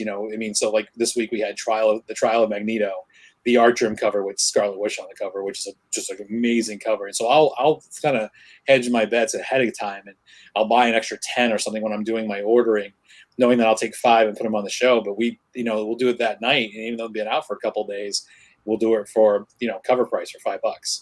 We did it with Stray Dogs that was the 5th print with the Dracula cover. Mm-hmm. We did 10 of those for cover price, and of course people just grabbed them up. And then what we do is we mix in the ratio variants, because again, we have we're not this massive shop like Samurai. We have like 4 stores or anything like that. We're not buying in that size bulk, so it's very common that we only have like 1 in 125, or we only get like a couple 1 in 10s, or rarely we'll do one in one, a 1 copy of 1 in 50. Usually only on the big books like Venom 35 or ASM. I think it was the 850 issue of ASM. We got to 100. We had a 1 in 100, that kind of thing. Alien was another one that we did that. And so we have so many people who would like the ratio variant, and we can't just choose our favorite person every week. So we drive everybody to the show and we do an auction. That way we just keep it fair. And they usually don't go for much more than retail on that, but it's an opportunity for someone to get the ratio variant. If I have more than one, like I did this week with Eat the Rich, which is another hot book that came out this week. I think that has the story in that has, I think, legs of that next Department of Truth or Stray Dogs, or more even like Something's Killing the Children. I think it's going to be at that level. Boom might have another hit on their hands. And so we went kind of big on that book, and I have like 4 or 5 copies of the 1 in 10. So those I would do as a buy it now. and we just set a $10 price tag on that, and then we sell those. So everybody gets, everybody who needs a copy gets a copy. So that kind of balances out. And then we weave in our limited variants that we've got in this week. So, every week we got 2 or 3 different variants that are coming in that we are featuring for the first time from our partners. We have partners throughout the country who have their online variants, and we do trades with them with ours and things like that. And then we also weave in the graded books. We do slabs on the show, and we just do 2 hours. 2 hours on a Thursday night. It's all new. It's all new books, variants. It's everything that's either come out that week or very recently. But that's our focus, is the modern genre, and we have a lot of fun. I have a lot of fun on your shows every week. Yeah, we've had different folks on before. Like my daughter was helping out for a while. We'll probably get back to having a couple, staff on, because we'll probably start doing them from the shop on Thursday nights, and that'll be fun too. So we're looking forward to that. But it's been great. It's definitely another channel for us. The website does well. The auctions do well. The store does well. And I think it's important because if anybody who collects and sells, you need to kind of diversify your revenue. And so that if you have a, not the greatest week in the shop, the auctions and the website make up for that, and vice versa. That third market is where it's at. If you're a comic book store, being on that, we were talking about that earlier in the show, is third market, because we were talking about people on Facebook Live, and then the whatnot app. A lot of buzz right now. And we're actually hoping to get, they're reviewing our application right now. We're actually hoping to be on one, just to try it out, because it's made for auctions. It's the timer's built in, the lag is built in. It's very intriguing. What I have not done, I need to do more homework on, is actually participate in others comic book auctions. They're a lot of fun. It's just like it's almost like a Facebook Live. Yeah. And it's like you said, it's you've got the, bid $1 or make your own bid. Okay. And then your I got you. So you can jump it a little higher if you want to. Or you can just go $1 or something at a time. You can set it where it's at. It's, nice. it adds time to it automatically. Right. As it's bidding. Mm-hmm. And the cool thing is you have to have all your payment information already set in to even bid. Okay. So once it's done and you win, people are validated, basically. Yes, and it pays. Boop, you pay for it. Oh, wow. So it's like an immediate, so there's no invoicing. Yeah, as soon as it's done, you get an email. Wow. And it's already paid because you've already put your payment where on there. Send your payment to. I got you now. I set my PayPal up, so as soon as I buy a book and it says that I won, I have an email saying from PayPal, and an invoice from whatnot saying. What happened, Kyle? We lost you. He's frozen. He's got to feed the hamster that's powering his internet. Just a second. The pterodactyl on the it's on a wheel. The wheel. The treadmill. Yeah, exactly, like the Flintstones. So what happens does he come? Does he jump out and jump back in? No, I don't know. I don't know. He's been managing pretty well, but this is the longest freeze tonight. We broke the internet. And Ryan's back. Brian, right at the right time. Yeah, when Kyle froze. Yeah. He's like, save the ship. The ship's going down. Save that ship. Yeah. So is he able to jump out and jump back in? I don't know how that works. He'll probably come back. That's probably what he's doing. He's resetting his shit. Good to see him, man. I hope everything's okay, man. Yeah. It's life, man. Life. We get older and you get those calls every once in a while. So that's for sure. Unfortunately, we've had a few of those lately, and last year too. It's not good. No. But it is what it is. So hopefully the show's been going swimmingly. It's been fun. It's been going great. Kevin's been taking us on the guided tour of all things CCC and I'll be honest, slabs and I've only heard a little of what Kyle has told me, and it sounds like what you got going on is very interesting to me, especially your whole pull box idea that you're running with right now. So thanks, we'll see how it turns out, and let us know, how everything goes and that type of stuff, and keep us updated, because Appreciate that. All about this community, especially we AZ boys gotta share a little love out here in AZ. So Yeah, especially Also, that's why we like to do the discounts, because not every shop does it. yeah. So Kyle says he's lost internet. Yeah. He's probably going to jump on his phone in a second. Yeah. But hey, Yeah. Kevin, shout out to Chin Potter, a Yes. One Piece fan. I saw he had some original One Piece art. Yes. And obviously, yeah, it's great, man. he and I are kindred spirits. Yes, that's great, man. No, he's super solid. I mean, his star is rising fast, and we kind of worried, but kind of hoping, like, that book, that Banksy, will kind of put he and us on the map, and it kind of did, and we're very grateful for it. And it's actually helped led to the success of being able to get our own shop now, and to see what that brings us. And so it's super exciting, and we're blessed. I mean, we're just fortunate, and we're staying humble, and we're gonna keep doing what we're doing. We're not adding any new stuff. We're just gonna just do maybe just a little bit more space. And Which Banksy book was it? So it was the Department of Truth. Department of Truth. Are you kidding me? Was that you? Yeah, that was our book. Yeah, that was our book right there. That's why we have it on the card there. Yeah. Oh my God! Wow. Yeah, we were blown. No shit. Thanks, man. Yeah, it's it was like Key Collector. I was on the Key Collector banner ad for a while, like for new keys, and we kind of broke things with it. Like, we kind of broke the internet the night we launched it. We never thought in a million years that we'd do a 9 p.m. launch and have it sell out in 2 hours. We didn't expect it. We learned a lot from it. That Thanks, book man. didn't even really catch on till its full potential for a couple months, like a month after. Yeah. Hey, look who's back. People slept on that book, and then they realized how badass it was, and there was only so many available. Yeah. And Great fucking job on that. Thanks, man. No, we were very fortunate. How did that work out? Did did you guys go to him and say, "Hey, we want this," or did he say, "Hey, I kind of have an idea"? Or he actually, you don't mind me asking? No, not at all. The backstory is, I think you had to step away. I told a little bit of it, not the full story, but the true backstory is that and the Ice Cream Man that we did we did the Ice Cream Man as well at the same time for the Shepherd Fairy homage. So we were really going on the street art edge, and we were talking to Chin for a while to do a cover together. And we were able to work with Image. We were going through sort of all the companies this year. With we started with Boom, and we did even something with Titan for Blade Runner, and then Image was next on the list, and we had a plethora of titles to choose from. And Chin knew we were talking about it. He goes, "Hey, these came to me in a dream. I knocked them out. I'm going to send them over to you.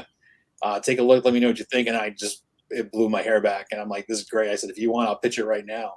And we pitched it the next day to Image. They both got approved in 2 hours with no changes. Wow. Blown away. So we knew we had something. And honestly, Image, hands down, has been the best independent publisher to work with when it comes to variants. I mean, they've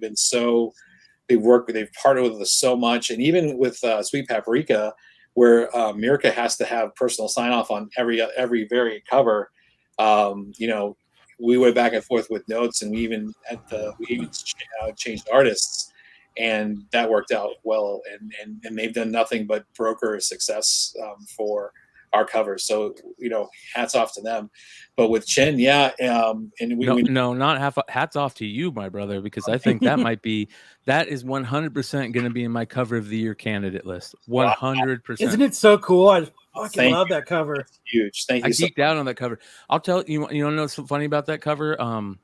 We have a show on here where basically they a bunch of people that are in like the YouTube comic sphere, vote on books. And say, hey, these are the books that we're looking at. We have these books, and shout out to Blue Green Artifacts.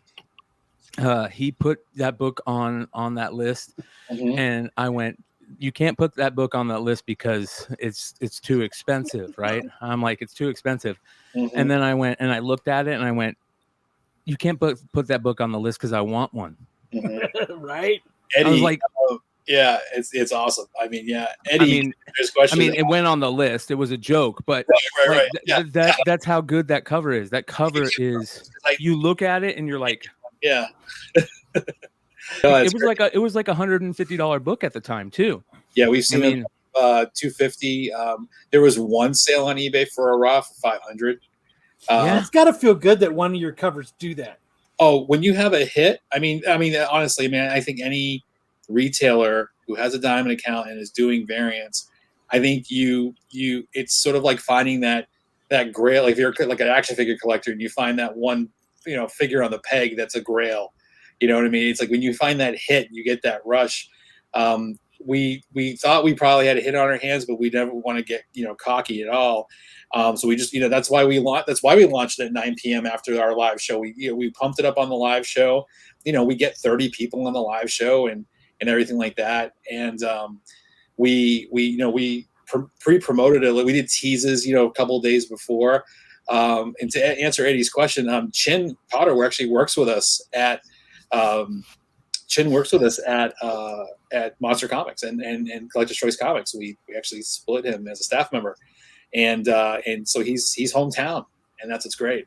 So we promoted it, and we were very humble. Like, we didn't think it would be a big splash, as big as it was, and we launched it at 9 p.m. our time here in Arizona, and then same as West Coast at the time, and midnight back east, and it sold out in 2 hours.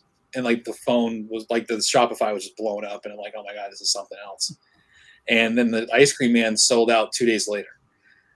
So we were blown away. And Chin, now we were talking before, Brian, Chin, we were talking the other day, it looks like Chin is up to like now 12 covers has been commissioned by Chin since the book's launch for Image or other major titles.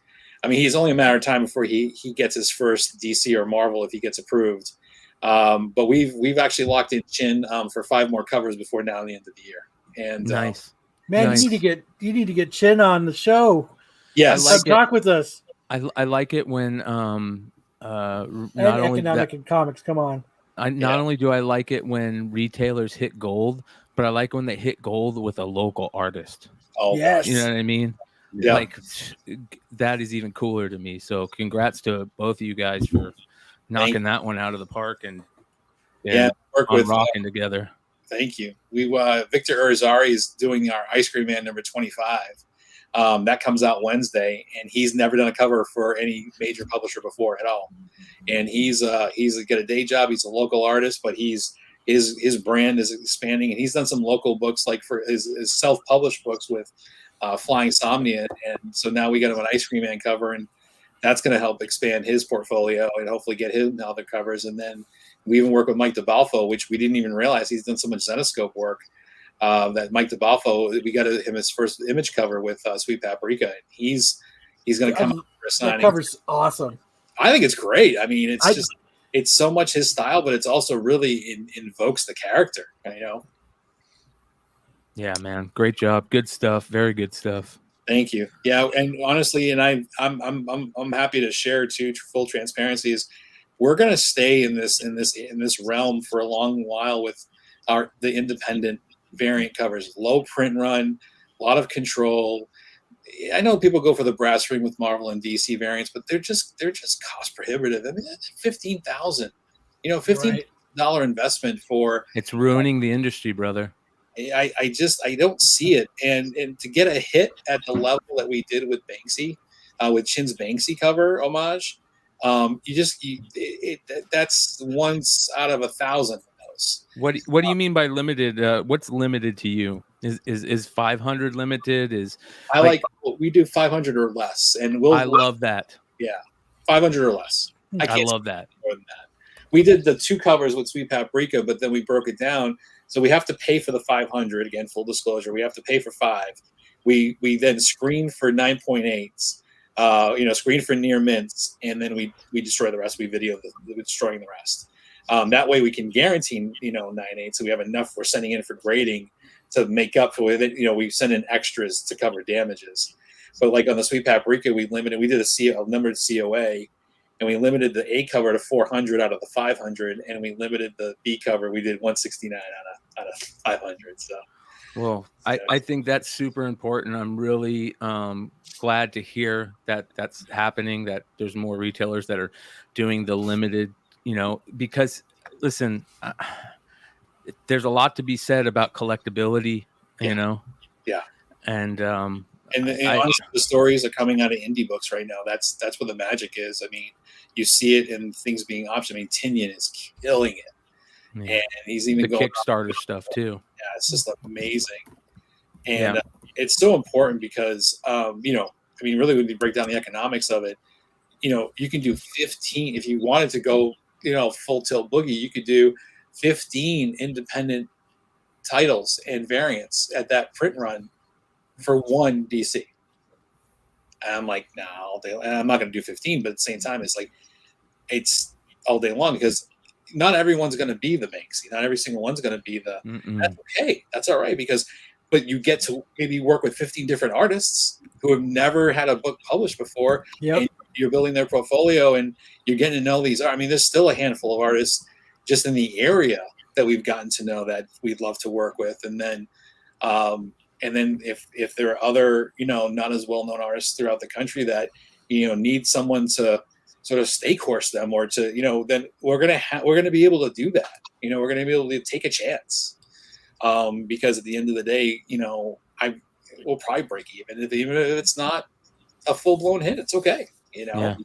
That's what we're going to do. And that's what that's why we say collector's choice, because we want it for the collectors who like these small stories, these small print runs, these nimble things. And it's fun. It's just fun to build that and to see what Chin and Victor are pulling off now. It's been great. So yeah, very cool. Well, continue it and congrats on that. And thank you so much. Thanks for and having me. Don't be a stranger on here. No. Now that you know it's so easy to come on. No, it is. I didn't respect the virtualness of it, so to speak. Is that a word?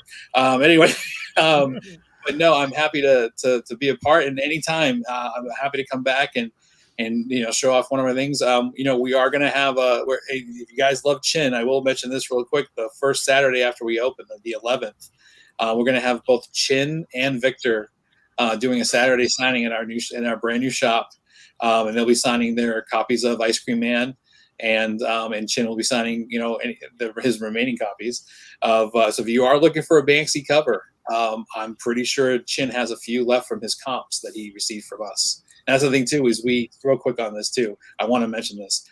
Unlike other shops and other retailers, our artists get a cut of the book. So for every copy that we sell in the pre-orders, they get $2 a book. And so that's something that we don't, that a lot of places don't do. They just pay for the art and that's it. We give our artists on the bank who work for us in the shop, we give them a cut of the book. That's awesome. They're going to make more that way, and we also give them like 25 copies of the book too. And with the very bank, cool. It's like it's a pretty good check. Yeah. Amen. Yeah. Let's keep doing it. So congrats on everything so far and the new shop and if you guys want to, he talked about his pull box. So if you guys are looking for somewhere to get your books graded, to get books to check them out, go on the website, check it out. Yeah, the pull box there. I'll just mention real quick. Sorry, Kyle. I'll just mention real quick. We want to make sure we get this message out. Whether you're local here in AZ or across the country, always support your local comic shop first, the one that's closest to you. Please support them, support their pull box program, frequent their shop. We can't stress that enough. However, if you do live in the sticks, if you do live, 50 miles away from your local shop, and it might take you quick, you can probably get the books shipped to you quicker than it takes to drive to these places. Then definitely check us out. We're happy to do that, but always support your local artists. So your local shop. Cool. So yeah, that's key. But we're here for you if you want to do something online. You don't have to be local to Arizona or to Tempe to get on board. Amen. Amen. All right, guys. 3 hours in, 59 live. Thank you guys for hanging out with us. We appreciate the hell out of you. Make sure to hit that subscribe button. If you guys are not already subscribed, hit that bell so you guys get notified. We drop new content every night, multiple pieces of content every day. A lot of good shows coming. Make sure to stick around for tomorrow night. If you guys love Star Wars, watch Tales from the Dark Side. Let them know that we think Marco's a Pokemon saboteur, and to watch out for him. So that being said, much love. Peace out, guys. Take care, guys.